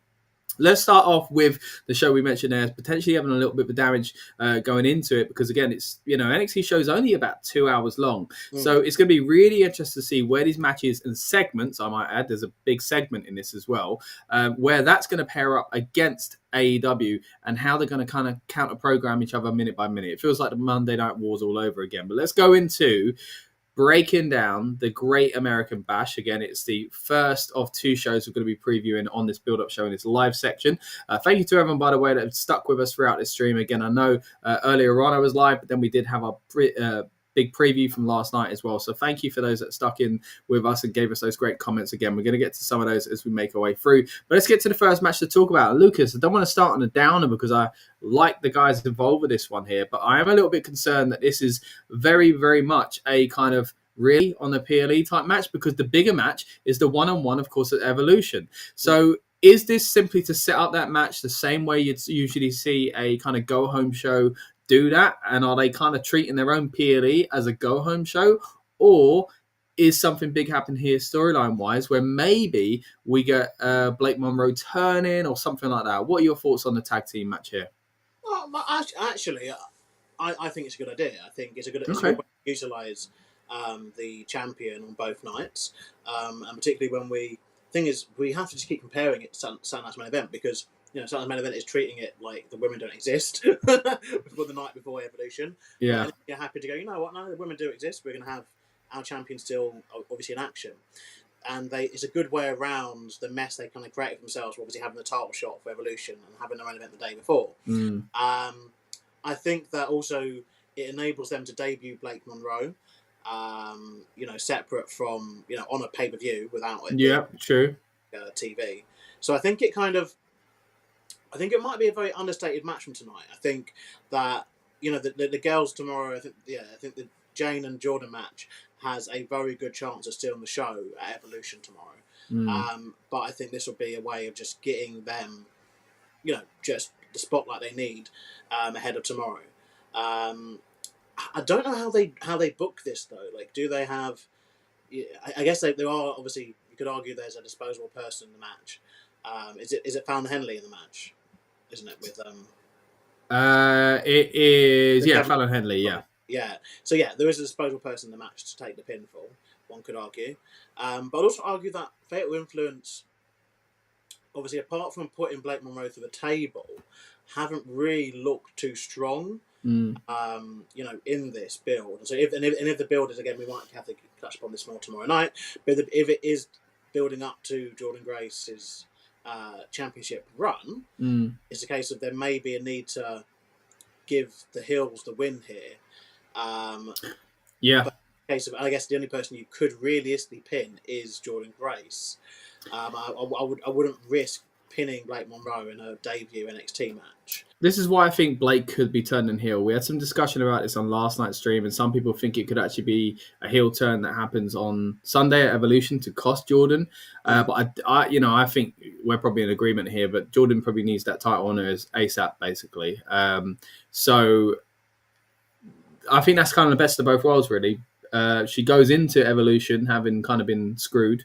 A big storyline comes out of Great American Bash, and then she can still win the title despite being turned on just the night before. So maybe that's the best way to go around it. Well, yeah, because also that then gives her the first. I guess it depends what line they go down. They go down the route, obviously, the title rematch to Jacy, Yeah. or even continue it further down Fair Women's, but it gives her a hot program to go into Blake Monroe afterwards, Mm. If needed. But I just feel like they may slow burn it a little bit. But it's weird because of obviously how they've had to build this. It's meant that there's still. It would feel somewhat rushed to me if Blake was to turn, but I think, but I definitely think it's definitely more than like a TV match. It is weird that NXT have done this, but it's only a precedent the main roster have already set. I mean, how many random tag matches was Cody in last year as WWE champion? So I think in terms of if the goal for NXT is to set people up for the main roster, probably doing this. It kind of, I get I mean, as far as Blake Monroe goes, I think she needs to be a heel ASAP because that's just the way a character is presented. So yeah, I think doing it this quickly still kind of makes sense. But yeah, you've kind of talked me around to the idea, but it still to me feels a bit like a go home rather than their own PLE. But like you say, they're in a bit of an awkward position here with that. But that is the tag team match that we've been previewing there. Let's move on to the next one though. This one I am quite excited for actually. Talk about AEW at the same time. This is one where they're probably going to be trying to bring eyes over to NXT as much as they can. Two guys, of course, who spent some time in AEW. And more recently, you've had Ricky Saints showing up, of course, one of the hottest free agents in the world of pro wrestling. There's going to be a Falls Count Anywhere match. It's going to be, they've got the tools essentially to draw eyes towards the NXT product here by giving him a stipulation like this. Will we see a title change? Is the North American strap going over the shoulder of one Ricky Saints? I think so. Yeah, I think so. But yeah, I think that when Ethan won it, it was like a biggest kind of shock. And then he had his title defense, obviously, at Worlds Collide, did a fantastic job of that. But this feud always felt like it was the building up to something, and this might be it. Yeah. I think that they may be looking for a modern day kind of rivalry to match stuff they've done previously, and these are two people to do it with. Ethan Page has been fantastic since he came to NXT. He's been such a gift to that brand. And Ricky Saints has been very good, and there's been a good piece of storytelling, and it'd be a good bit of business if Ricky Saints wins the championship back at this event. And yeah, I'm with you in thinking that. I have to stop you, Nate, because we've got some breaking news. Oh. It's relating to a former North American champion on the other show. Adam Cole, not medically cleared to compete at All In today, relinquishes the TNT Championship. Oh, wow. So breaking news right here. Again, we'll get back to the NXT chat in just a moment, but a big shock there. And the ironic thing is we were talking about Adam Cole last night on the stream. We were talking about him in the background of this stream as well. Someone who's been plagued with injury for quite some time and sadly hasn't had the AEW career I think a lot of us expected. You go back to his debut and then it was amazing. You also go back to the time of NJF where he had a great storyline going on there, but again, plagued with injury, sadly derailed that. And now, again, a huge moment where maybe this was the opportunity to maybe, I didn't see him winning, kind of jump into my prediction there. I saw Kyle Fletcher as the winner here, and it was mainly around because of the way he's been booked and the kind of sad kind of things surrounding his career in AEW. But yeah, breaking news, Adam Cole will not be competing tonight at All In. He's now relinquished the title. So what does that mean for the championship? I do not know. I'm going to try and keep up to date with that. But thoughts on that, first of all, as we get this breaking news, Lucas? Yeah, I mean, when I saw the match announced, obviously I don't follow AEW too much, but I've actually been following it more recently because of this card and obviously what's going on with it elsewhere. And I did just feel that he's been trapped and pigeonholed into just never being able to escape Undisputed Era, Kingdom, whatever you call it nowadays. And it was the one match where when I saw it, I was like, really? Still? Like, these guys were having matches when they both before they both left the company, in NXT in 2020, 2021 kind of time. And it's a bit like, has it not moved on, since then? But I was thinking that it would be Carl Fletcher's moment to win the championship, and I don't know if they've announced anything in regards to a replacement, or whether it's happening, or the match is just called off completely. Yeah. I guess that's something which they will think. I in my opinion, I think there's enough people working there. Like, come on, like, surely they can put someone else in the opportunity. They've updated it. They have actually updated it. Let's wow, this is not what I expected. Okay, so we've got a 4-way: Daniel Garcia, Dustin Rhodes, Kyle Fletcher, and Sammy Guevara. I think Kyle Fletcher's still going to win. He's the younger guy. AEW have been using him quite well recently. I'd be surprised if he didn't win it, because it feels kind of obvious, and maybe they won't. Maybe they need a shock here.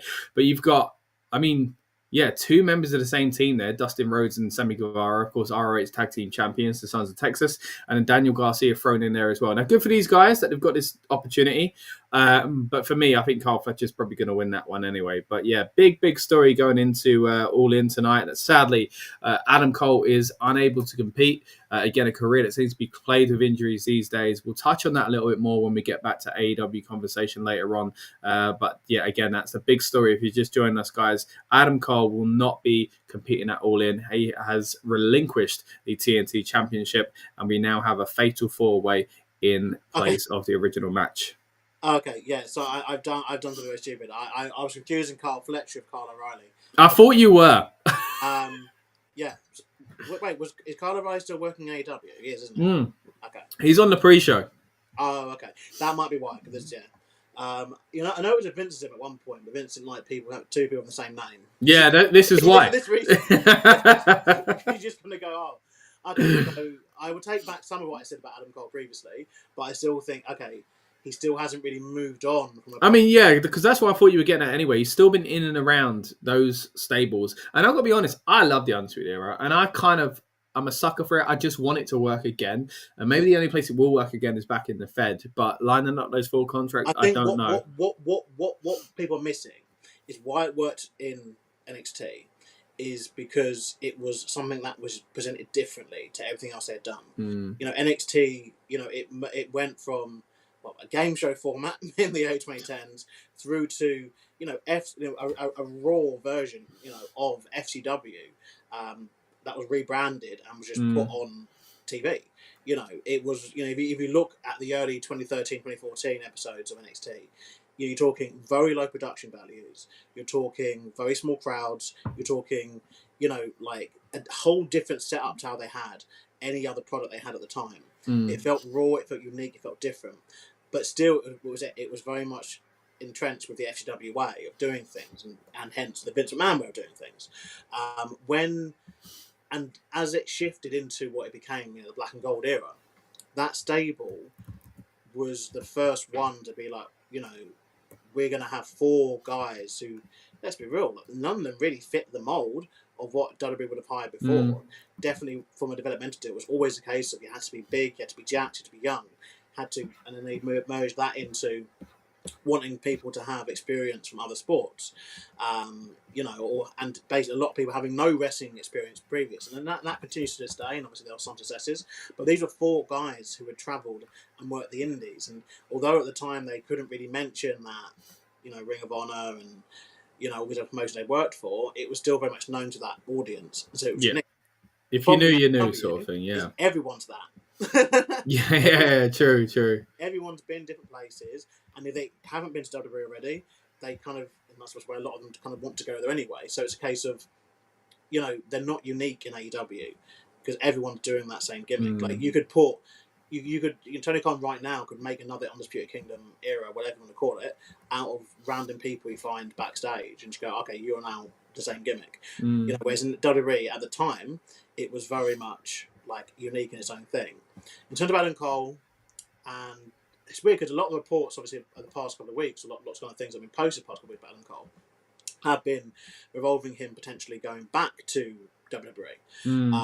And I'm going to say, I'm only bold enough to say it, I think that might be the best course of action he can do. Yeah, me too. Just in a different role than expected, maybe, but Yeah, it's just not really what. Again, his debut was great, and that feud with MJF was fantastic as well. And you can't. It's horrible injuries. It's horrible kind of. You don't want to put. It's not on them. Do you know what I mean? But at the same time, you kind of just have to deal the cards you're dealt. Deal with the cards you're dealt, and that's kind of it. But just to recap, everyone, what we're talking about here, if you've just tuned in, is that the TNT Championship match is off as we know it, at least, because Adam Cole has now relinquished the championship, and instead it will now be a fatal four-way, still including Kyle Fletcher, but now also featuring Sammy Guevara, Dustin Rhodes, and Daniel Garcia. So good for the guys that were previously not meant to be in it, and it's a good way to kind of keep things fresh. But a little bit of a crisis situation going on backstage at AEW, as you would imagine. But then, Lucas, for it to be that bad, to last minute decide, it's worrying. So let's hope things are all right for Adam Cole as far as kind of going forward. And we wish him, of course, nothing but speedy recovery. We talked about him in NXT there, so let's nicely transition back to NXT, shall we? Talking about, again, two former AEW guys here with a title that Adam Cole, in my opinion, made very noteworthy when he was within this roster, the North American Championship. Let's bring it back to this match here. I'm in agreement with you. I think Ricky Saints is winning this one, and I think, again, it's a great opportunity for them to bring eyes into NXT. Yeah, I agree. I think as well tonight what we will see, definitely with NXT, probably not sadly with that Sunday's main event because of how that's dictated, by Peacock and stuff. But I think we will see a bigger push for wrestling on this show because they know what they're going up against. Yeah. I think NXT as a whole tends to obviously have more wrestling than the other brands. Mm-hmm. And also we have got a segment to talk about, which we're a talking segment to talk about. Sorry, that's up next. Don't you worry. But I do think the matches we may see. I'm not sure whether it will be this one. I guess it kind of has to be this one, really. I think we may see a longish kind of match thrown in there, and this kind of will fit the criteria for that. Yeah. Because I will get a feeling that they will be pushing 4 or 5 star somewhere over this weekend. Because again, that's a big talking point. If that was to happen. Mm-hmm. Because you have to imagine on the other side there's going to be a good few that. Yeah, could get the 5, and I don't acknowledge the ones that go above 5 personally.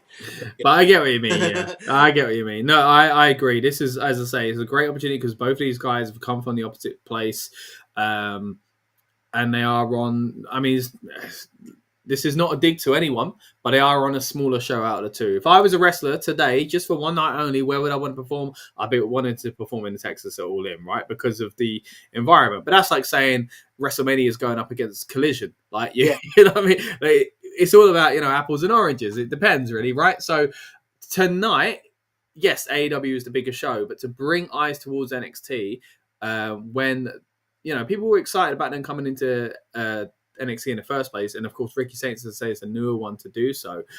There's already that kind of chip on the shoulders, already that kind of point to prove who they are in front of this new audience, but also maybe try and steal some of their old fans back from the other place as well. So it's a really interesting match to put on this card. And again, this is going head to head, as we say, with All In itself, because both shows start at the same time. I imagine NXT is going to be 2 hours because that's what it's been the past few kind of PLEs. But you mentioned it a moment ago. The big concern for me is this next one here, the talk show segment. Now, this is another example where it feels like this would have suited NXT, as in the weekly NXT show, better. But at the same time, I understand while they've got the platform, it's great to use it to promote Slammiversary and their kind of relationship with TNA. Completely understand that. But at the same time, I feel like the best case scenario here is that there will be a table spot, right? Is that really going to match up against whatever is on the other side? Now, don't get me wrong, some of the matches All In aren't as exciting as others, but simply put, they're a match. So they might draw eyes more than this contract signing gets. Now, I'm excited about the match itself and Slammiversary and all that kind of stuff, but what are your thoughts on them putting a talking segment not only on a PLE but up against their rivals' biggest show of the year? It's a very odd decision. I think I'd prefer the title defense, but I get why they couldn't do that. But this is, again, their own doing. They decided to put the show on this weekend. Obviously, they have done talking segments on the main roster PLEs. We've seen, obviously, most recently, Cody Rhodes' segment with The Rock. Yeah. Chamber, and obviously last year we saw the Kevin Owens Bloodline decision thing that went on after the after the Rumble. So again, it's not alien to a PLE nowadays, but I would argue that couldn't they have just done like a match of some sort, even if it was a tag or something? Because only 5 matches on the NXT tonight. Usually they do 6. Sometimes they've done 7, including one on the pre-show or whatever. I'd have argued I'd rather see a tag match than see a talking segment. I think potentially they may announce a stipulation or something. Like I think that's what they're. And I guess maybe their eyes are they are wanting to get eyes onto TNA wrestling. Yeah. Potentially. Fair play for that. All for that. But isn't there's a thing going around that obviously they're looking to help negotiate the TV deal for TNA. Right. Okay. So I think that this has more of a business. It's a big move. That's a big move. I mean, we still don't really know what's going on behind the scenes. I know there's a lot of rumors flying around about how close they really are. But if it's not as kind of dubious as people think, where WWE have bought TNA already or something like that, then that's a big move for them to actively play a part in getting them a TV deal. When, let's face it, in 6 months' time, this relationship could fall apart. So that's big from WWE. And again, I give them credit for putting this on their show. As you say, talking segments aren't alien to PLEs these days. It's just a big risk when you're going up against AEW's biggest show of the year, Yeah, but I guess they don't see it as going up against it in that sort of way. I think that it's an interesting one. I think, though, a lot of it is just coincidental because of the timing of how things are. But then a lot of those timings are things that they've decided. Because obviously this All In was announced ages ago. Because obviously after after Coldplay decided that All In could not happen this year in the United Kingdom. Because for some reason Coldplay are out booking dates, but 3 or 5 years in advance. And it was then moved over to Texas. That date's been in the calendar for ages, and obviously they've been. The thing is, this is what's interesting. We need to remember. If you remember, they originally announced that this All In would be like 40,000, 50,000 people, and that shrunk, and they kind of got away with this. And that's probably like because of all the stuff that's happened on the other side. Yeah. We need to learn going forward is they could have basically, if they had just gone another weekend with this, they could have essentially given like AEW a minor L here because they are running a show, in a 40,000+ seater stadium, and they're only going to have half of it sold. But that's not going to be a talking point now because there's the fact that NXT is going to be in front of about 700 people, and then tomorrow night Evolution maybe less than 700. True, yeah. WWE kind of literally, taking the heat away from AEW. They're giving them a favor in some ways, which downplayed some of their things. I mean, look, whatever it is for All In tonight, it's going to look spectacular. I've seen, looking at the 0 hour show now, it looks great. Seeing the clips of them setting up the stage and stuff like that as well. Look, it's not going to be Wembley. But at the same time, it is, and we got to give credit where it's due. It's their largest pay-per-view gate in North America, which is some doing. A non-WWE show in the first place, let alone on the weekend where there's a WWE stuff going on and then trying to kind of, little brother you essentially. So they've done well. As you say, they've kind of, at the same time, got away with that kind of lower number than they expected. I mean, you got to remember back to Grand Slam in Australia, it wasn't a good look there either. So at the same time, not to dig them out too much, I will say, and of course we're going to touch on AEW in more detail very soon. I think they've done a good job at kind of weeding out the problems that they've had over the past 2-3 years. Well, they've done the thing that WWE just now refuse to do, just put good matches, and storylines that simple. And yes, like the other stuff is the other stuff, and don't get me wrong, I'm not like an AEW fan really, but I will commend them on this. What they've done, they've turned around a situation that at one point was looking quite dire. Yeah. Of their product and their presentation, everything, and they've decided to go, F this. We're just gonna put on just the best show we're gonna do, and that they kind of have reduced the kind of digs at WWE quite a lot. Yeah, at one point was becoming like quite ridiculous. But they've decided, look, we're just gonna do like the best show we can do, and they've got stories that people care about, even people who don't watch the product, like myself. I think obviously. I know it's hard to. We have to keep flipping. We're going back and forth. We gotta. Personally, I think the Tony Storm and Mercedes Moné match, like that's going to be storyline. It's been probably the best women's storyline in ages. 100%. But either company, yeah, because you've got a genuine story there with two characters who, yes, love or hate them, and by them I mainly mean Sasha Banks and Mercedes on this case. They are people who the fans can be invested in. You got a character like Toni Storm, who the journey she's had from obviously being NXT UK, Mae Young Classic, all that kind of stuff. Main NXT, main roster for a little bit, and making the decision to leave the company, because it wasn't for her, and then going and reinventing herself as a fantastic, character over in AEW, having the feud with obviously Mariah May, who has now jumped ship to NXT, and now we find ourselves in a situation where this is possibly one of the best matches I think that's going to be presented on the card tonight. Sure. And that's before you even get to the fact that although I'm not his biggest fan, Jon Moxley, I think he's definitely been able to gear himself into a position where he is that top guy. He is that top guy. And he's facing Hammond Page, the hometown favourite, hometown hero, in what I imagine will be the main event. Yeah, it's got to be. It does seem like it. Personally, if it wasn't in Texas, I would have given it to the women. Being deadly honest, I think this would have been one. Yeah, because it's massive. It does have that kind of the vibe of, and we'll get back to NXT in a minute. We'll wrap up on that and we'll go deeper into AEW soon. But now that we're on it does have the vibe of WrestleMania 35, where it's this is the biggest storyline this company is telling at the moment, arguably. So, but again, I think the Death Rider stuff's been interesting, Hangman and all that, but part of that is the Texas kind of swing as well, I should say. So, but let's bring it back to NXT before we do go fully into AEW there, though. Again, we talked about the TNA. I mean, we're talking NXT and AEW, and suddenly we've got TNA in the mix as well. But just shows you how crazy the world of wrestling is at the moment. Let's move on to the next prediction, though. Now, this is the Women's North American Championship, of course. Sol Ruka, by the way, amazing on SmackDown. She's defending her North American Championship against Izzy Dame. What are your thoughts on this one, mate? How do you think it's going to go down? And again, thoughts on that SmackDown show we saw last night. I think she was really, really good in that. Yeah, she's fantastic. It'd be interesting with this one because I kind of still feel the Culling need a win. Because obviously talking about the Men's North American Championship, obviously, I forgot about this whole thing, but obviously Sean Spears did win the Men's North American Championship and he lost it very, very quickly. In a fantastic match as well, by the way. But yeah, they seem to be on the hunt for gold. It did feel like, to me, it kind of felt they were going to do it this week with the tag belts. It felt very much like that was a match that they were going to win. Yeah. And it didn't go their way. Obviously, Hank and Tank are still the NXT Tag Team Champions.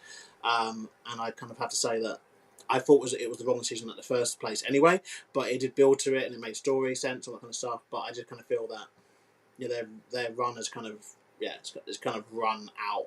But they decided to continue it past this week. So it just feels now like since Izzy Dame, obviously she was the person who kicked out Brooks Jensen from the stable, and it felt like she's almost got some sort of level of power here now. So Ruka's only had it like a month or so, hasn't she? But it does almost feel like they want to push her, definitely with a SmackDown appearance. Yeah, main roster ready, seems, yeah. It may be one of those where they decide to take the belt off. And I would be open to that, because I do think the Culling... For that reason, yeah. Yeah, if they want to keep them looking strong, I think that this would be one to do it in. But I also kind of think they might not do it this weekend. So for that, we may even see like a DQ or something like that potentially.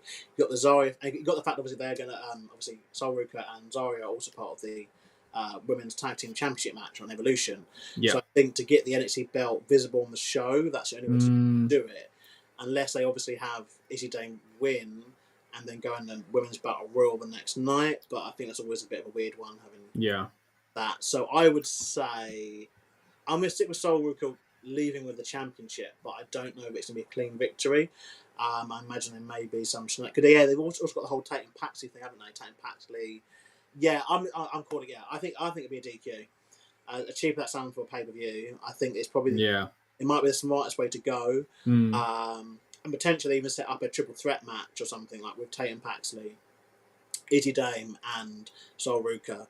And that way, Sol Ruka could lose in triple threat potentially, so that will protect her. All right, well, those are the thoughts on the North American Championship. And just want to announce now, guys, we are officially head-to-head. I'm not talking me and Lucas. I'm talking AEW, WWE, because AEW are now, of course, an hour into their pre-show, their 0 hour, which, by the way, is now about to start seeing a match. We've got the Sons of Texas facing off against Shane Taylor Promotions. Incredible already. Thinking about it, the Sons of Texas, 2 of the members, of course, are going to be in the TNT match later on, of course, which we'll touch on as well. But the Sons of Texas and the Von Erichs against Shane Taylor Promotions. On the other side, we've got NXT Great American Bash, and sadly, they're just in the studio. And we've talked about this time and time again, but it would be nice to see pre-show matches. It's so funny that the show that has like 11 matches gives you like 3 extras in the pre-show, and the show that has 4 or 5, nah. So there we are. But sticking with NXT for now, we'll start wrapping up on our predictions for NXT, and again we'll dive deeper into AEW's card in just a moment, but we'll keep an eye on both shows to let you know what's going on either side. And again, you can treat this as your kind of watch along experience for the countdown to Great American Bash and a 0 hour of All In Texas. So again, let's throw it over to NXT once more. We've just touched on the North American Championship. Overall, we were kind of thinking that Soul's maybe going to be coming away still with the title on her shoulder as she has in that photograph. But let's move into Javon Evans, who is someone I've been very impressed by every time we've done NXT content over the past few months. He's facing off against Jasper Troy. What are your thoughts on this one, Lucas? Do you think Javon is just going to be the highlight reel of the night once again, or is this an opportunity to make Jasper kind of be in the kind of forefront of people's minds once this match is over? Yeah, so I think that Jasper Troy has got to get the win here. I think obviously he's coming off of kind of big losses to Obafemi, which, you know, let's be real about, obviously made sense to include Obafemi. I didn't know from the championship to try straight away. But I think as they're putting a lot of stock into LFG as a series, as a concept, and obviously the integration now, obviously for the people who don't watch NXT, it may be a bit weird to obviously understand that there's so much kind of that there's different levels now to NXT than there was, you know, previously. So obviously LFG seems to be the kind of feeder, you know, for, well, it's linked with Evolve as well, isn't it now? We've got Evolve, which feeds into NXT, but has also Evolve obviously has featured numerous NXT talents, you know, kind of quote unquote go down to it. But then LFG is kind of the feeder for NXT directly. I mean, they made it very, very clear when they had, you know, Bubba Ray and Undertaker appear on NXT to basically make it known that, yeah, like the guys are arriving and they will be on the roster with you. And I think that Javon, like, he always, if you pardon the pun, bounces back from wherever he kind of had happened to him. Obviously, he was on the losing end of match against Ethan Page, bounced back from that. Losing end of match, you know, the NXT Championship multiple times, has bounced back. So I think that this is definitely one where I'd say, yeah, let's have, let's put Jasper Troy over. I think that's the right thing to do. Give him that big win that he needs on a big stage like this. We've seen it happen time before when, for whatever reason, they, you know, build someone up and just have them lose. But I think this isn't the time to do it. Let's have Jasper Troy wreak havoc and start probably the road, I want to say, to the men's North American Championship, if I'm going to be deadly honest, which we may even see quite soon after this if things go the way, obviously, of Ricky Saints winning. I believe that, you know, if Jasper Troy also wins, I think that's probably kind of the biggest statement he could make into that division, like, straight away. Yeah, you make some good points there. I mean, Javon Evans, you know, we've kind of touched on it already, but he's pretty much a kind of attention grabber. You know, people, you're drawn to him because of the way he performs in the ring. So to kind of share some of that spotlight, because he's still a young guy himself, he's still getting a lot of the kind of focus, and that's why they put him in these positions in the first place. But he's kind of had that a bit of the rub already, if that makes sense. So to kind of give that over to Jasper Troy, I think is a good kind of opportunity, and then again gives him a little bit of credibility going into a potential North American Championship feud. I mean, you mentioned there Ricky Saints. I just want to mention I've got both pre-shows up in the background here, by the way. The match is going on, of course, on AEW, but what we're seeing on NXT is a highlight reel or a promo package even for Ethan Page versus Ricky Saints, and the first few clips are all Ricky Saints, and for a split second I couldn't figure out which one was the AEW stream because it is still so fresh to see Ricky Saints or Ricky Starks as he would have before in an NXT ring. So again, really driving home what we were talking about earlier on, really about these being former AEW guys. But let's move into the top end of NXT Great American Bash now. Let's talk about what is, I assume, to be the main event, but it's the NXT Championship match, of course, with Obafemi, the champion, defending against Inamura. Now, this is a match I'm looking forward to because I'm a big fan of Inamura's work. Simply put, I'm going to be quite quick with this one because I went into detail on Friday night's big preview. And again, thank you to everyone that's joined us here and for that as well. But my general thoughts, Lucas, and I said on that stream, I was really looking forward to hear yours on this, is on two sides. Number one, I don't think Inamura is winning because he doesn't feel like the kind of guy that NXT want to put in that position. I think it's going to be a great match for both guys, and it will make both guys look good because Inamura is going to go down in a fighting effort in a main event scene, but Obafemi ultimately is going to continue being the champion. With that in mind, do you get the sense, and this is the way I feel, as much as I like Obafemi and he's being kind of prepped for big things, I'm assuming, on the main roster, that his title run, although it's been entertaining, it's not felt as big, in my opinion at least, as other NXT Championship runs. It kind of feels like to me, and I don't mean to be disrespectful when I say this, that it's a North American Championship run.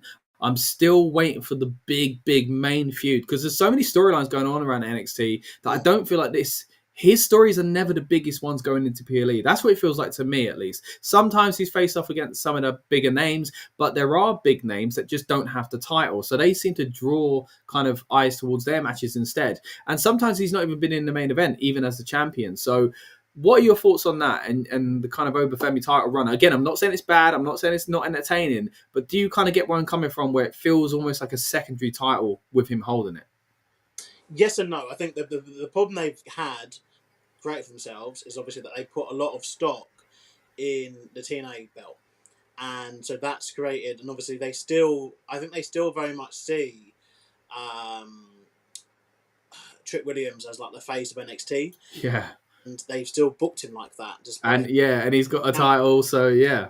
I think that they also have suffered from not getting certain people out of. So how is Dustin Rhodes moving so good still? Yeah. Hey, you got to give it to Kevin Von Erich being out there as well. I'm sure we're going to get a claw soon as well. But yeah, Dustin, you're right. Unbelievable. I can't get over the fact that, well, anyway, sorry. Hey, mate, we've got two shows going on at once. It's all right to get distracted. If not now, then when? But yeah, no, I think they've also failed to get certain people out of certain storylines in order for Over to be able to work them. Like you could argue, one of the many D'Angelo family members, they're all still feuding with each other. They could have been relinquished to obviously have that match. Yeah. They haven't brought anyone, like, apart from Theory and Waller, they haven't brought anyone from the main roster in to work with him either. So I think it's... Yeah, I think a lot of it has been because of the TNA thing, though, I've been deadly honest. But he has faced, the biggest kind of guys they've got there. But I think they definitely look at how they build people up, differently, and potentially, maybe his next feud, particularly as it goes into. I don't know what the next event is. Is it Heatwaves in August, isn't it? Yeah, that's the one they just announced as clashing with yet another AEW show. So I assume that is the next one. Yeah. Yeah, Heatwave. Potentially may look spot like that, and also where the women have been doing bits, haven't they? Yeah, of course. So I think NXT's really in a well, even before that, when the Fraction were the NXT Tag Champs, you had a good period where almost all the belts are main event championships to an extent. Where you could look at a card and go, that could main event, tag match, that event. If you've got, the NXT title, everyone out doing the claw. See, this is the thing, like, AEW sometimes like goes into ultimate silliness, but I think it sometimes works. Yeah, this is great. How could you not want to see Kevin Von Erich do a claw in Texas, by the way? Do you know what I mean? And this is bits where you're like, okay, it's over. Yeah, Sons of Texas win. Yeah, Sons of Texas win on the AEW 0 hour. That's obviously going on in Texas. I just literally glanced at the NXT thing. It's still the same studio format. Wouldn't even surprise me if they pre-record these now, being deadly honest. Yeah. As there's nothing big happening. Yeah, but have you noticed AEW? They've got like a massive ringside area. Like I'm talking like massive. Oh yeah. Like look at the gaps in the Yeah, announce it table. does look bigger. And Yeah. Yeah, I wonder why. It's either to make it look bigger or have they got there might another be some one? crazy spots. So, I mean, we do have a Texas death match going on Yeah. later on between two guys that I think are going to throw down quite hard. Again, we'll get to that in a But bit. you've got the side bits, isn't it? Like around ringside. Yeah, The it looks whole ringside massive. area is like much bigger, isn't Yeah, it? yeah. Like you say, between the gap between the announce table and the ring is huge. Because because usually I think in WWE, because where Dustin Rhodes is now, like it's there's usually only like one mat, I think, like wide, like between. Yeah. And that gap is massive. It's probably good because there's been lately with dives in particular A lot of stuff. they don't get a table. Yeah, true. Don't get a Can't table. lean it up against the guardrail now. Interesting that AEW's panel are in a ring as well. So cool little. I like the Being all-in like a little graphic ring, there. isn't it? Yeah, so I that's like pretty that. cool. Right, bring it back to Obafemi's title defense. I think you kind of are on the same page as me because you kind of had a little bit of a fraudulent slip there where you said his next kind of feud sort of thing. I assume you expect him to retain. And again, this is nothing against Inamura either, but again, it's just another kind of example of like they're clearly waiting for the big thing to happen in this story with Obafemi and the right person to take it off him. I don't know who that is at the moment, but I'm looking forward to a fun match. But I don't see a title changing. No, it's not the one that screams it. And there seemed to be a very weird dynamic between Briggs and Inamura. So we spoke earlier about Blake Monroe potentially doing a turn tonight. There's also a chance where Josh Briggs may have been a very weird situation, wasn't it? Because wasn't it that Briggs took the TNA Championship match and then Gift kind of gave the start opportunity over to Inamura for the NXT belt. Then you have the whole thing, obviously, Inamura, he went to Japan and they came back to try and win the tag belts, and obviously that came up short. And lots of things are happening where you're like, it's not quite adding up. Like, why would you be okay with this? Like, I get that you're friends or whatever, but maybe that's how they get out of it here. Maybe it is a heel turn within this match. And we've also got another missed opportunity they've had. Obviously, they've had to maybe redirect these two things from happening. Is obviously Dark State. Obviously, Dark State, have been in TNA recently, but Dark State were presented at first, at least, at being like definitely a threat to the championship because one of their first matches was against the NXT champion Obafemi and John Evans, and who else was it? It was just before the last pay-per-view and stuff, NXT PLE. And, like, they've now kind of reversed, kind of taken a U-turn on that and turned it into TNA. And then they've also had, OTM kind of came back for one match. You've still got Wesley and his stable. Now, there's not things like bubbling under, that could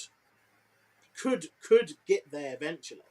But I just feel like where we are at the moment, like, probably not, Yeah, no, I agree with you there. I mean, that brings us to the end of the card for Great American Bash, at least. But it's been fun breaking that one down. But don't worry, the show isn't over. We're still just about 45 minutes away from it kicking off. But also, another big show kicking off tonight, of course, is AEW All In. Speaking of which, on the 0 hour, we're currently getting entrance by Don Callis. Let's see what this little weasel's got to say for himself. Oh, no, it's the match, isn't it? It's the match. Yeah. You've got is it 4-on-4? Yeah. All right. So, we're going to get to that now. And we'll break down the card in a little bit more detail as well. But it is going to be 4-on-4 in this one. We do have Big Boom AJ with the conglomeration against the Don Callis family. So that's what we're seeing on 0 hour at the moment. Again, bringing it over to NXT Great American Bash. Not much going on at the moment. Just, again, that maybe pre-recorded, maybe not. We don't want to kind of throw too much, but put speculation out there. But either way, that is going on our screens for the NXT Countdown show. You're joining us here live, though, on the build-up show for both NXT and AEW. And the idea of these shows are basically to get you hyped up and in the mood for the PLE as well as ourselves. We go wild on these ones. There are random topics throwing up every now and then. And kind of big breaking news that happens for him as well, which is why we really enjoy doing them. And if you haven't heard it already, but Adam Cole, sadly, has had to relinquish his TNT title due to injury, and it's now become a fatal four-way match. Sammy Guevara is now in the match. We also had Daniel Garcia, Dustin Rhodes, who, as Lucas rightly pointed out, is performing incredibly at the age he is at, and now he's going to have a second match tonight, by the way. And of course, Kyle Fletcher was already the challenger for that as well. But speaking of which, we are now on to AEW content. So let's throw it over to the AEW card itself. I've got to be honest, Lucas, this is a show that I'm very much looking forward to. And this isn't a dig to any other show or any other performer on this weekend, but this is a very, very impressive card. I'm like you, I don't follow AEW that much these days, but there are certain things that pique my interest, that keep me coming back. And we'll touch on them as I'm sure, get through the card itself. But let's break it down one by one on each of these matches. And the first one we're going to talk about is, actually, before we get to the main card itself, we'll talk about some of these 0 hour matches. We're yet to see it. We've got the Outrunners versus FTR. Quick thoughts on this one here. Two similar teams going at each other as far as a nostalgia gimmick in some ways. Again, it hasn't happened yet. We just squeezed this one in very quickly. Any predictions here, mate? So I think FTR have got to win. Big fan of FTR and what they do. Yeah, I think they got to win. I'll leave it at that. All right, nice and quick for that one. But as we have said, we've got the Big Boom AJ. This is a good way. I've got to be honest, Lucas. I think this is a good way to use a kind of social media or celebrity in your thing. Like, why not get the most out of it? Little Riz there's got his cowboy hat on and everything. Have a good time with it, man. I know he's openly said he's doing this to get to WWE, which was a weird comment to make publicly. But you know what? They clearly weren't too annoyed with him because they're still using the guy. And I think this is just going to be a fun little match. Any quick thoughts on this one, mate, before we again get into the main card itself? Well, I guess they've lucked out with the fact that obviously he used to wrestle, like, you know, not obviously at a massive level, but he used to wrestle. So not like they've got some random person doing it. And yeah, this is very much a potential 15 minutes of fame thing, but it's quite a nice thing. Do you know what I mean? Like, he comes out with his kid, and then they manage to find a kid that looks like his kid, but not his kid. They can be lucked out with it. He's in decent shape as well, so yeah. Yeah, why not? It's a bit of fun, and sometimes that's all you need in wrestling, right? Just a little bit of fun. One more. Well, actually, we didn't know the last one because it wasn't announced, but we've already seen the other 0 hour show again, 0 hour match on the show, I should say, and that was the Sons of Texas winning earlier on. Let's move into the main show itself, and we'll start with a heavy hitter, mate. We're starting with one of the most iconic feuds in modern wrestling, Kazuchika Okada versus Kenny Omega. Now, they've got quite a history. There are two. This really sums up AEW for me, right? Because it's a match that is so fun to watch, right? It's a great long-told story that they're now bringing into the AEW era. Of course, it's all been done externally in New Japan, and it's bringing those eyes over and kind of benefiting from the previous stories that they weren't actually part of. But, you know, that's how AEW tends to be run because it's a new company, right? But then, I don't want to be negative, but I've mentioned it a few times already. What the heck is going on with their championships, mate? Why have they got two almost brand new titles, right? In the International and the Continental, and they're going to unify them, and they're going to call it the AEW Unified Championship. I do not like what they're doing with titles. Their names for titles are terrible. The designs are fantastic. They look prestigious, but the way they present them is not very prestigious whatsoever. One of these championships has only had 2 reigns. The other one's had a few more than that, but has had 3 different names already, and now they're going to unify them together. Not a fan of that, but a big, big fan of what we might see out of the 2 performers in the match. What are your thoughts on what could be match of the weekend? I think it's their way of, like, fixing the mess they got themselves into, because originally, you know, let's not forget, you know, way back when AEW was a babby, you know, they made it known that they weren't going to do a lot of the stuff that WWE were doing, and one of the things they had mentioned was about the belts. Yeah. At first, they stuck to their thing of only having a few belts, and then it got very messy around the time of, like, Forbidden Door, and they had the TNA thing going on and all that kind of stuff, and they started featuring other belts, and obviously the Ring of Honor stuff has added to that somewhat, because Ring of Honor has a lot of belts that they then obviously show on the main show.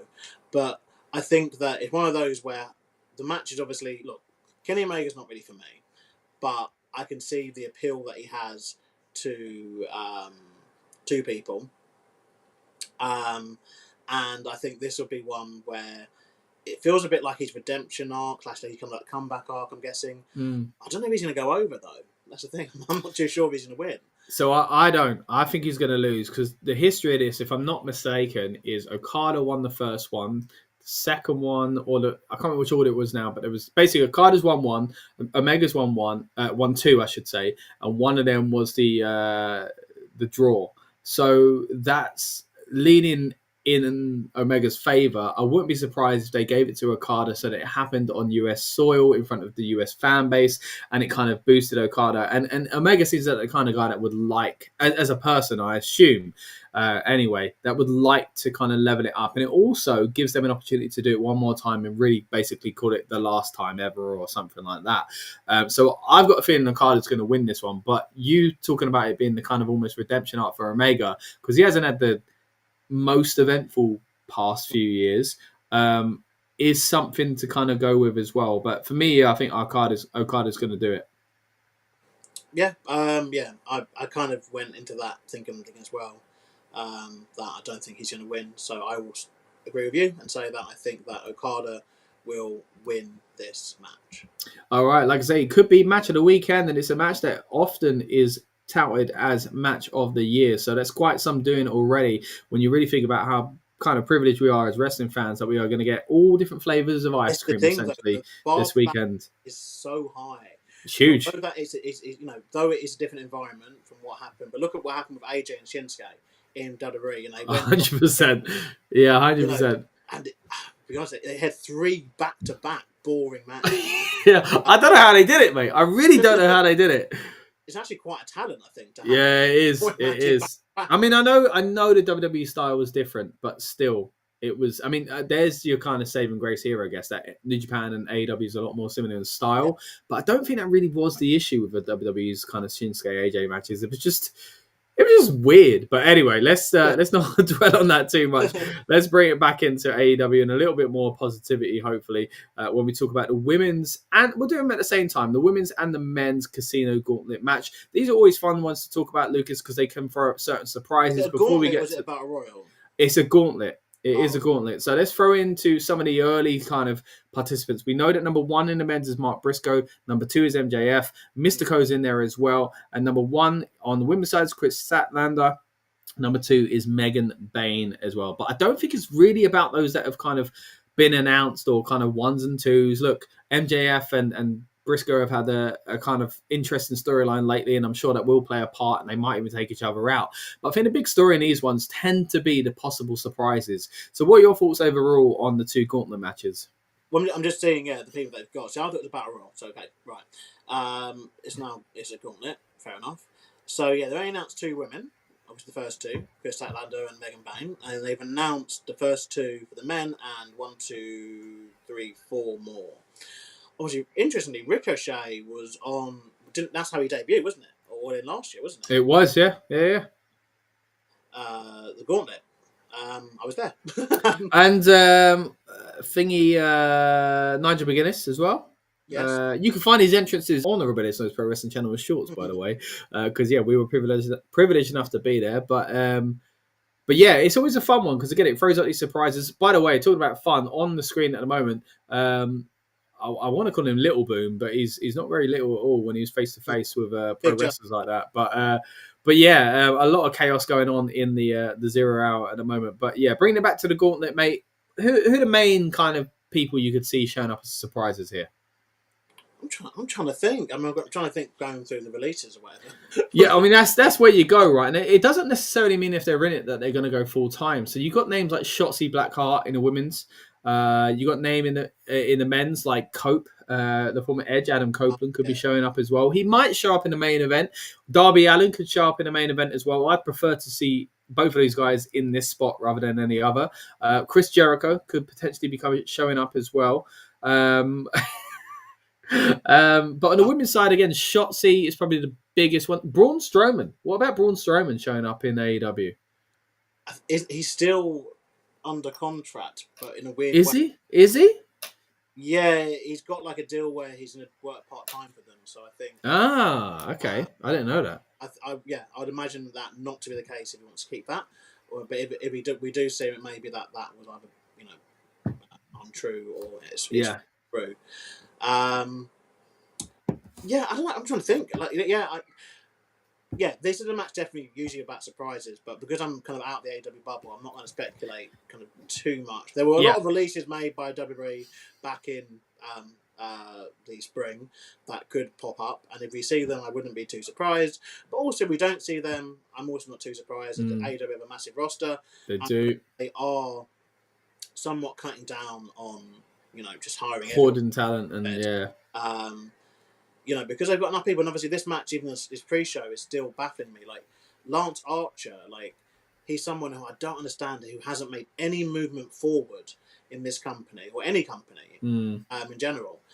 Yeah, that gap is massive. Sorry, that dive he had to do genuinely was it was massive. It was such a long gap. I'm a few seconds behind you, but I see exactly what you mean there. Yeah, I mean, obviously, I'm not going to watch the full show tonight, but I'm assuming there must be a reason for this. I'm assuming number one might be the production thing, because obviously, with respect, as we've established, they haven't sold out this venue, which again is not me throwing shade, just reporting, mate. That's all we got to do, you know. Not sold out it looks great. It looks great, even on the 0 hour. It looks quite packed. What's the spot? There must be a reason for this existing.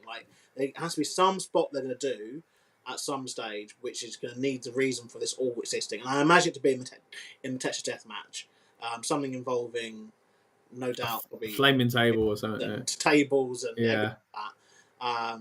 Because probably is. I reckon they are going to be using Light Tube of Blast tonight. Ooh, could be. Because obviously they need to have the crowd quite far back in order to do those things. Yeah. Obviously, if they were to go. Flying off everywhere. Wrong, but definitely, they need to do those things. But yes, where am I?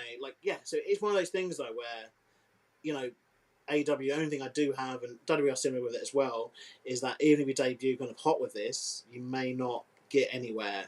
Yeah. A big name, which I guess the biggest name that I guess could return as part of the men's one, would be a Bryan Danielson. Did you see his clips of singing Backstreet Boys with Will Ospreay, by the way? And what else did he do? Genie in a Bottle, which was fantastic as well. I mean, and I guess you could also maybe have Nigel McGuinness, and then you can... Yeah. That match that didn't happen for whatever reason. Oh, man. That should have been All In London. Yeah, it should have been. Oh, don't. There's still hope. I mean, I really like this format of a match, though. Yeah, same. I mean, Battle Royals are great and like Royal Rumbles and that kind of thing for surprises, but the Gauntlet, there's a lot of interesting stories they can tell, so that's quite fun as well. But yeah, it should be a good one. Again, a lot of possible surprises here. Hopefully we get a few. Another big name that could potentially be showing up, maybe just by judging by, again, releases, Isla Dawn. I know she put up a graphic yesterday saying, hey, book me, basically. So maybe she'll get the biggest booking going. Tegan Knox, maybe? Outside of WWE. Yeah, Dakota Kai as well. That would be a big name. Of all the names, I think that we've said, as far as like releases, I think Dakota Kai is the one that feels AEW made and to kind of go into a proper storyline there rather than just be a one and done situation. So hopefully she kind of lands on her feet and gets a big position like that at some point, whether it's AEW or not. I'm trying to look who else. Yeah, so obviously Shayna Baszler's back in NXT as a producer. Yeah, so that won't be happening. You mentioned touch on Braun Strowman, Dakota Kai, Cora Jade. She's making money on a platform we can't mention, but everyone knows what platform that is. It's one of the only platforms we're not on as Rebellious Noise, by the way. So if you haven't already, follow us at RM Pro Wrestling, guys. Gigi Dolan, she's one that will fit that criteria of someone who could just pop in. It could be a one and done. She could obviously. Yeah, true. On the independence anyway, so it might be one of those she could just pop in, do this match, and could be it. Chance and Carter, I couldn't see. No, same. I kind of do actually see them ending up back in WWE eventually, being deadly honest. Eddie Thorpe, not big enough really.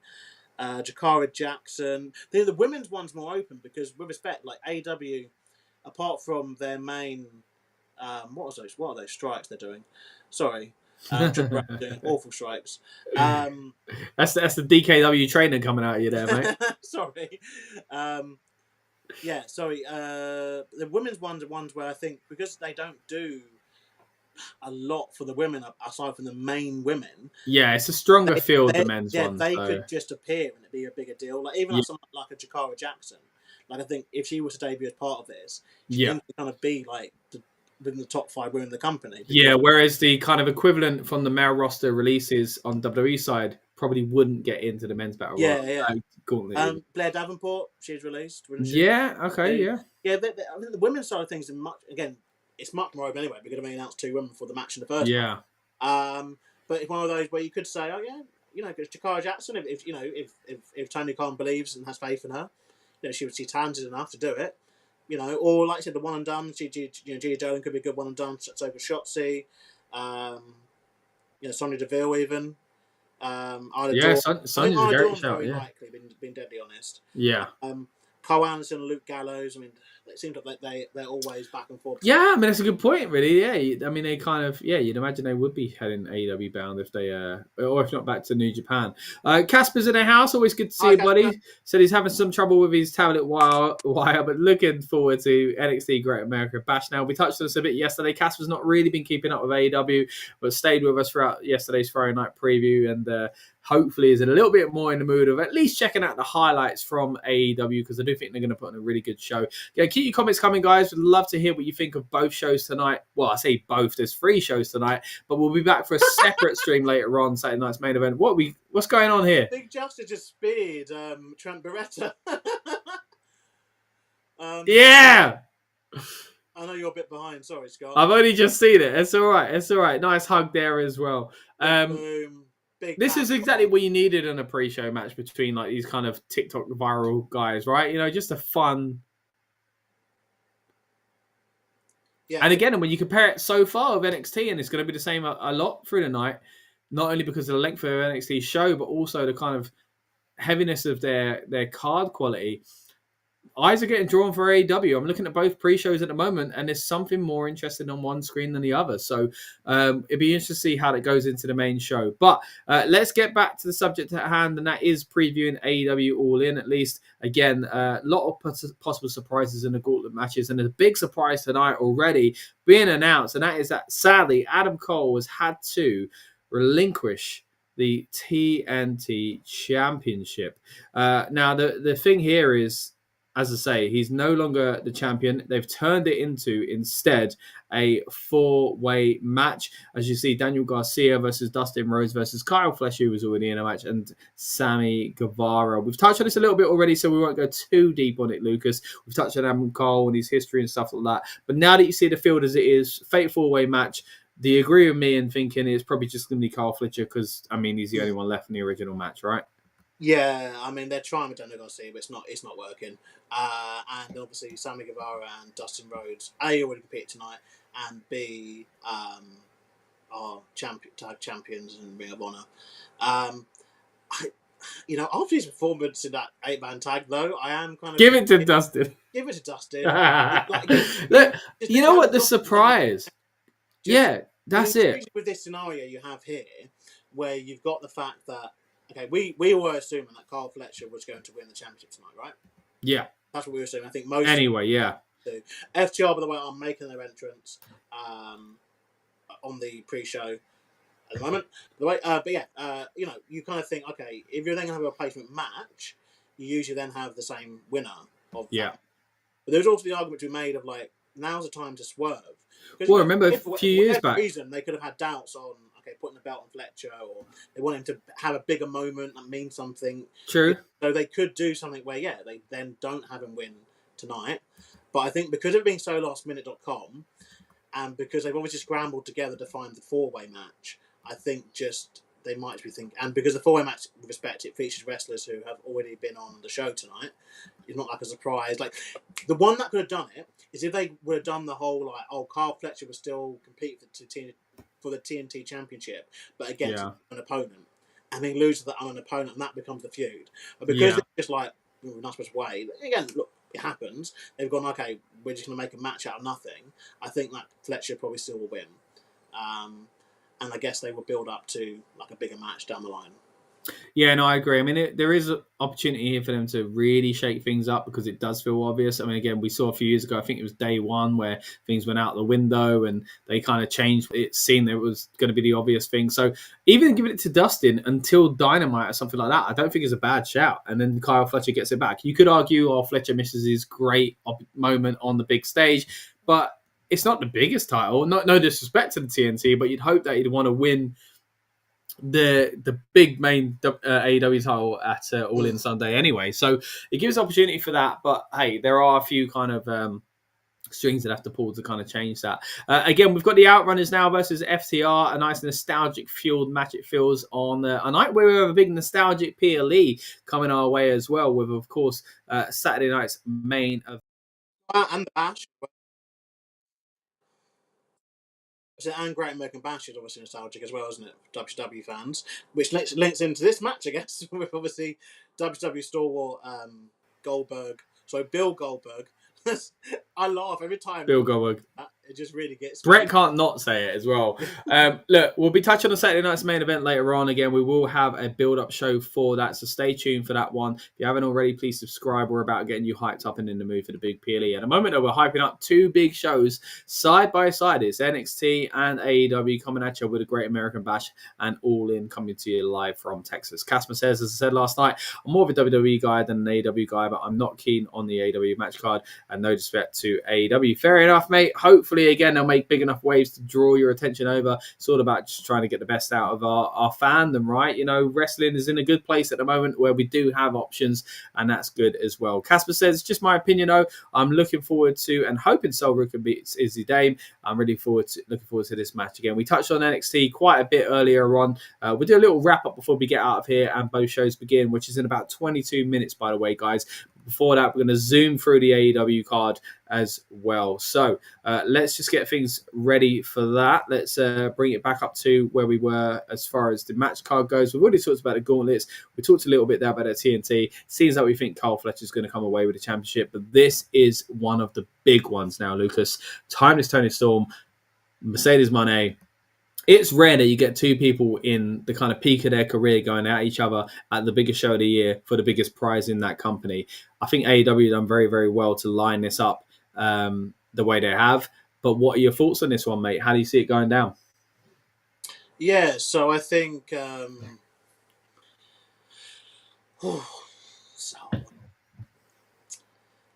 I think that Tony Storm will get the win. Oh, okay.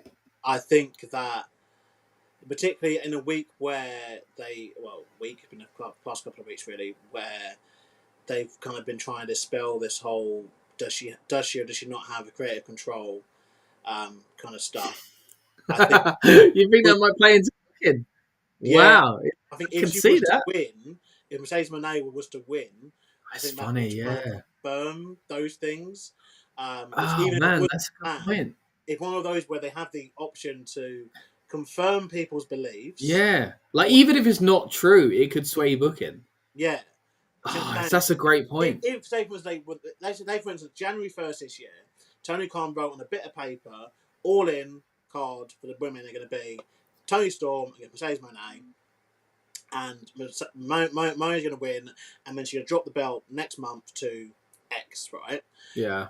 It's still the case of people just think that if Mercedes wins, it's because she has creative control. That's a great point. And because she's vetoed potentially losing Tony Storm. Yeah. And it's just whether they want to ride and hold on to that for heat that obviously Mercedes can get from that, or whether they want to go, actually, let's not do that. And also, you'd argue that obviously her, even outside of all this, her kind of streak, obviously winning all the belts, all that kind of stuff, like it has to stop at some point, doesn't it? Like all the great champions, nations, all that stuff, like it ends eventually. And what better place to do it than your big kind of show of the year? Can you imagine that, though? If she gets so close and the only one she don't get is the big prize, that would be quite a story to tell. I mean, look, I was previewing this last night again on Friday night's big preview, and I was saying there, look, I know the optics for Mercedes winning are kind of, some people are going to think, of course they're just going to give her everything, but I didn't really even think about the creative control side. I just felt like it was the right thing to do. As much as I prefer, out of the two of them, at the moment, I'm preferring Tony Storm, right?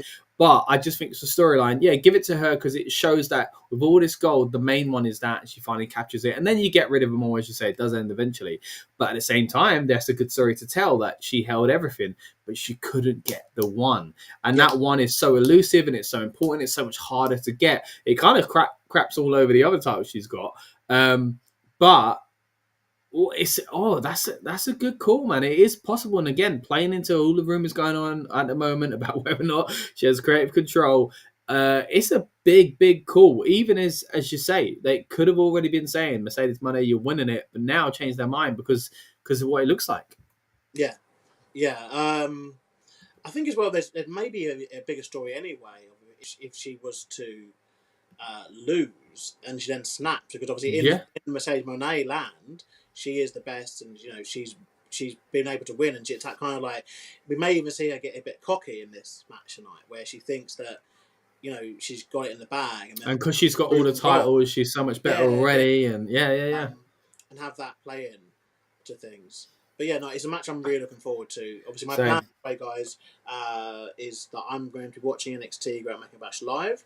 I'm going to, by the time I skip for the adverts, I watch all half an hour of wrestling on Saturday night's main event tomorrow morning, and then I will watch the matches that are the big talking points coming out of AEW before tomorrow night. Very early tomorrow evening. Are you going to be able to stay away from spoilers though, Lucas, for AEW, or don't you mind so much? I don't mind too much. I don't follow the product too much. I'm very busy tomorrow anyway, so it's one of those. I should be able to be fine. I'm planning to watch it early evening, like the matches that kind of. The thing is, though, because we are going to come back later on, of course, for the build-up show for Saturday night's main event, and there might be some chatter in the chat, and it might even still be on by the time I'm done my AW cards. So I don't want you to, I don't want you to get spoilers. I understand what you're saying there, but at the same time, when you're like, even if you know the result, it does impact it. So I hope either way, your enjoyment of the matches, whatever they are, is kind of as good as can be. But before we do get out of here, we'll wrap up on the AEW card. A big match there, of course, in the women's division. I think this has potential to be, of course, match of the weekend. It's a big story. And in some ways, I'd feel bad if Toni didn't win it, because she's kind of been the biggest part and the biggest reason for me to tune into AEW over the past, I'd say, year and a half. Yet, in the big moments, has lost to people like Mariah May and potentially Mercedes Money. So it would be a shame in that sense, but I think she's played her role so well, even if she does lose. Let's move into now the Tag Team Championships. I know a team right in the middle there, mate, that you're going to be a big fan of, and that is the Hurt Syndicate of Bobby Lashley and Shelton Benjamin. I've really enjoyed what they've done in AEW so far, simply because WWE dropped the ball with the Hurt Business, and finally we're getting something out of them. And it's not like the Undisputed Era situation we had earlier on, where it's kind of keep clamoring to try and get something back, or clawing, I should say, to try and get something back. This is basically the continuation of something that shouldn't have died in the first place. So really looking forward to this. I think this is going to have a bit of comedic kind of relief to it. I don't think it's going to be the most serious match. You got Jet Speed, you got the Patriarchy. Christian has been an incredible character for AEW over the past few years since his debut there as well. What are your thoughts on this one, mate? Who do you think's coming out with the gold? Quickly, on my opinion, it's going to be Hurt Syndicate. They are a stable built around gold, and therefore the story is that they are prestigious champions. So taking it off of them doesn't make much sense for me. What are your thoughts on it? It's two kind of random teams against like a sort of unit. So yeah, I think Hurt Syndicate should win, and that they will win. Brilliant. All right, Casper's here saying, I did like SmackDown last night, got the snacks in for tonight. Popcorn, ice water, 3 dime bars, ice cream packet, a packet of Quavers, and Scotch eggs. Casper's always going big with these snacks for PLEs, mate. You've got to give it to him. A hot weather streak. I'm not going to say heat wave. Hot weather streak. Well, we're in summer, I guess. Yeah, a lot of people having ice cream, ice water. Yeah. All that kind of stuff tonight. It's very important to stay hydrated. Obviously, not going to pass up any of these events. Of course. Obviously on this weekend. But yeah, good snacks, Casper. Yeah, well done, Casper. Thanks for getting them in. Again, we love these build-up shows. They're a way for us to kind of talk last-minute rumours, get hyped up and in the mood for the shows themselves, but also random things like that. We want to know what your pre-show snacks are and what you're going to be eating throughout the shows themselves. I think I'm going to have a pizza, some chicken nuggets, and some curly fries later on. Lucas, what about yourself? What are you lining up for your snacks? Yeah. So basically, I bought 2 pizzas, and I'm going to have half and half. Okay. First night, I've got someone coming round to watch Thingamajig, Evolution tomorrow, and normally he's gluten-free, so I've had to do gluten-free. Gotcha. But yeah. This is the thing, with 4 shows in over 2 days, that's a lot of snacks for us to take in as well, man. Yeah, I haven't got curly fries tonight. I'll have curly fries tomorrow. I've got fries tonight, though. And yeah, no, it's very important to stay snapped up for the weekend. Of course it is. Right, look, talking about tomorrow, we are going to hit you live with a Evolution build-up show. So stay tuned for that. That's going to be live tomorrow night as we get to closer to Evolution itself. And again, as I said earlier on, we're also going to have a build-up show for Saturday night's main event later on. You're tuned in right now, though, to the build-up show that's combined for NXT Great American Bash and All In. We're about 14 minutes away from both shows officially kicking off. Of course, we've got FTR versus the Outrunners on the 0 hour, and we've got not much going on with NXT. But let's get back to the car before we run out of time here, Lucas. We've talked about a tag team match. Let's talk about a trios match. We've got the Ops versus Castagnoli, Wheeler Yuta, and Gabe Kidd. What are your thoughts on this one here, mate? I'm kind of torn. It does kind of lead into the main event, really, because I think the Death Riders is a big story here with, of course, Jon Moxley and the whole mix really between the EVPs, which we'll get to in a little bit as well, and of course Ospreay, Swerve, and Hangman. So this could potentially feed into that. What are your thoughts on it? I think we're going to see new champions in the Death Riders. These belts are belts that kind of get passed around quite a lot in general, so I don't imagine that just going to stop. Yeah. And yeah, I think it.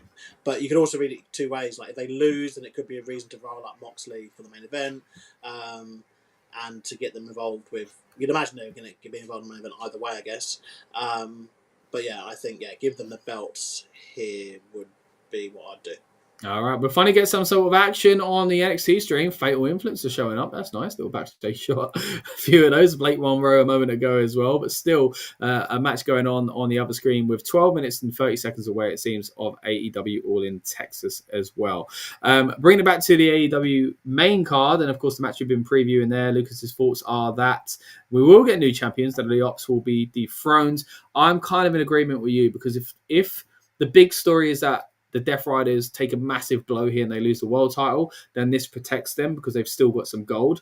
But then there's also the chance that they keep the gold and it makes them a super strong stable, as I've said, with the Hurt Business, the Hurt Syndicate, I should say, Judgment Day, Evolution, you name them in the past. Big stables, loads of titles seems to be the common theme, and it does work from time to time. Let's move over to the next match, though, back to the tag team variety. This time it's the Young Bucks putting up their AVP status against Swerve Strickland and Will Ospreay. Again, another match that feeds into the main event, because we could see two guys lose their opportunity at a title match for the next year, essentially, and therefore maybe get angry and jealous with Page. We've also seen Ospreay say that regardless what happens, he just wants the title off of the Death Riders and that briefcase from Moxley. But then you've got the other side where maybe they win and they come out, or they lose and therefore they're angry and they come out and help because they can't do it themselves. So there's so many kind of ways to go here. But what are your general thoughts on the stipulation and the outcome of it? So the situation is that if Young Bucks lose, they lose their EVP status, right? Which is like an Attitude Era thing where Austin became kind of GM and commissioner. Like, it doesn't really matter in some ways, they're still going to wrestle. But if Swerve and Will, they can't challenge for the world title for a year, which I just don't see when you've got Forbidden Door coming up. That ain't happening. So it means that Young Bucks are going to lose because they just find a way to.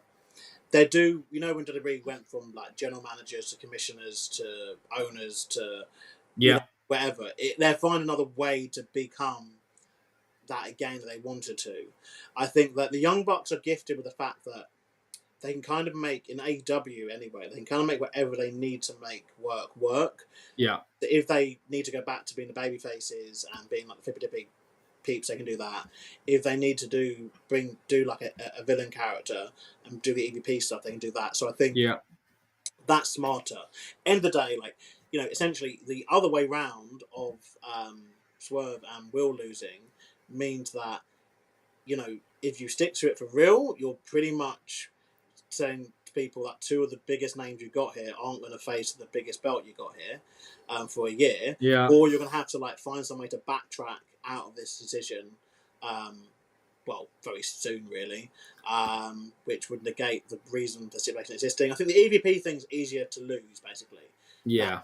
And it won't have much effect on things. Because you could even have them think they still are the EVPs, or because AEW, you can enter the wrong kind of seeing with it. So there's many ways around the EVP loss, where there's not as many ways around For sure. other options. So I would go for that.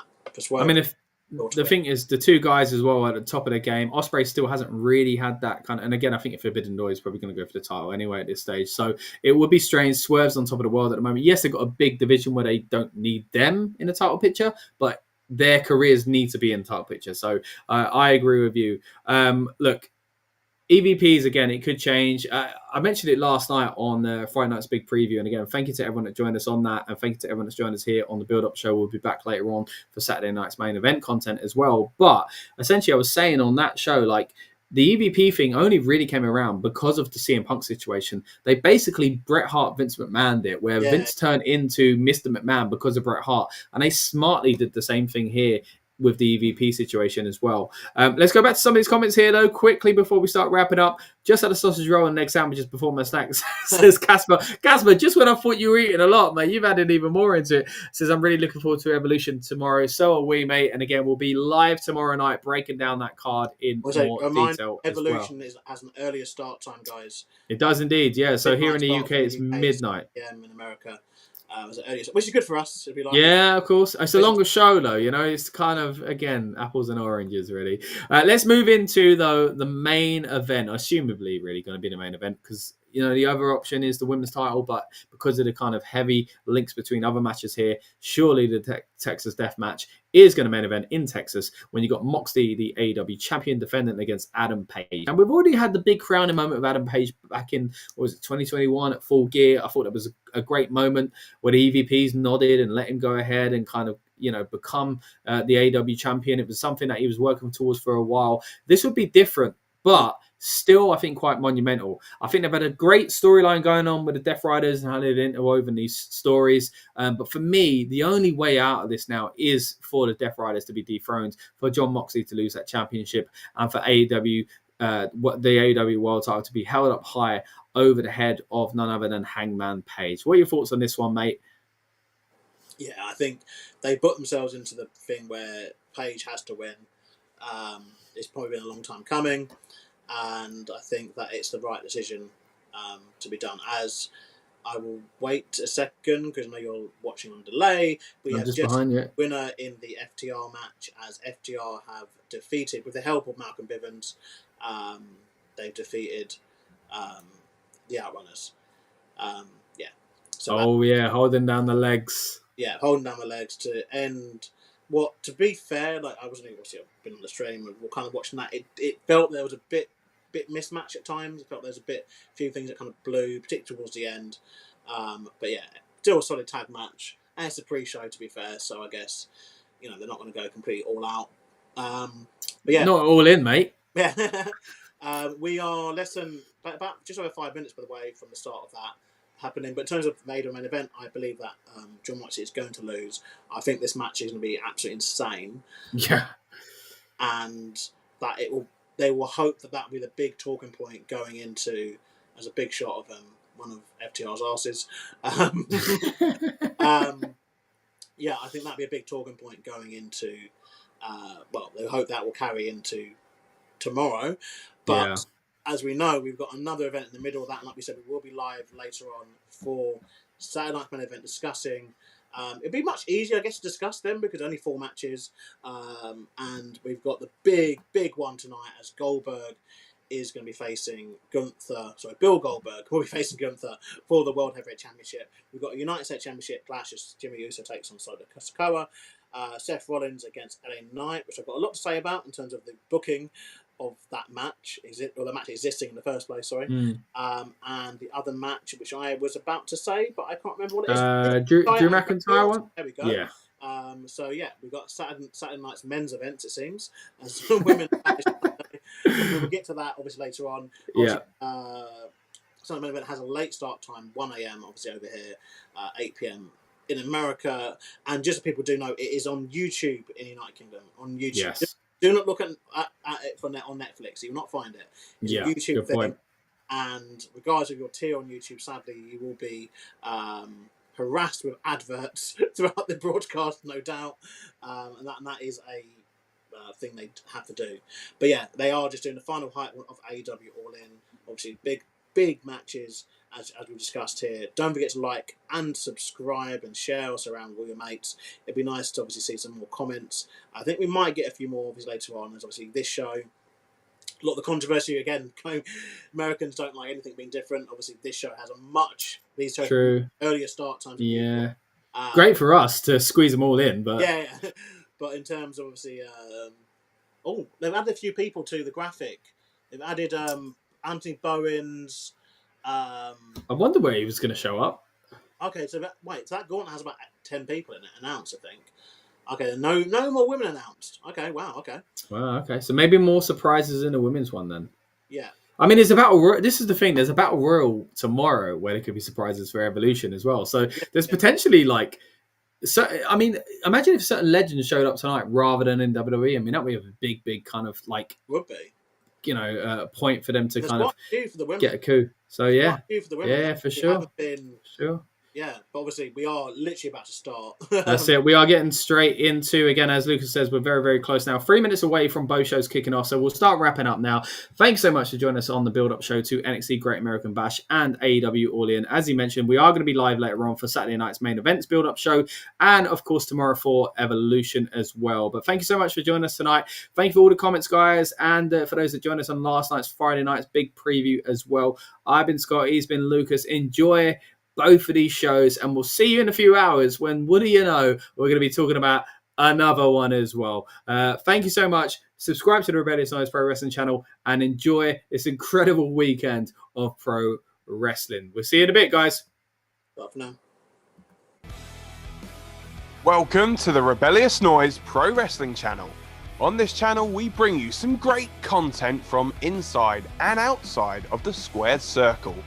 We will go through and offer some in-depth analysis of the biggest events of the year, as well as bringing you exclusive interviews with some of the industry's biggest names. There will also be live show reviews, in-depth features, and podcasts. So make sure you give that subscribe button a slam so you don't miss any of the action.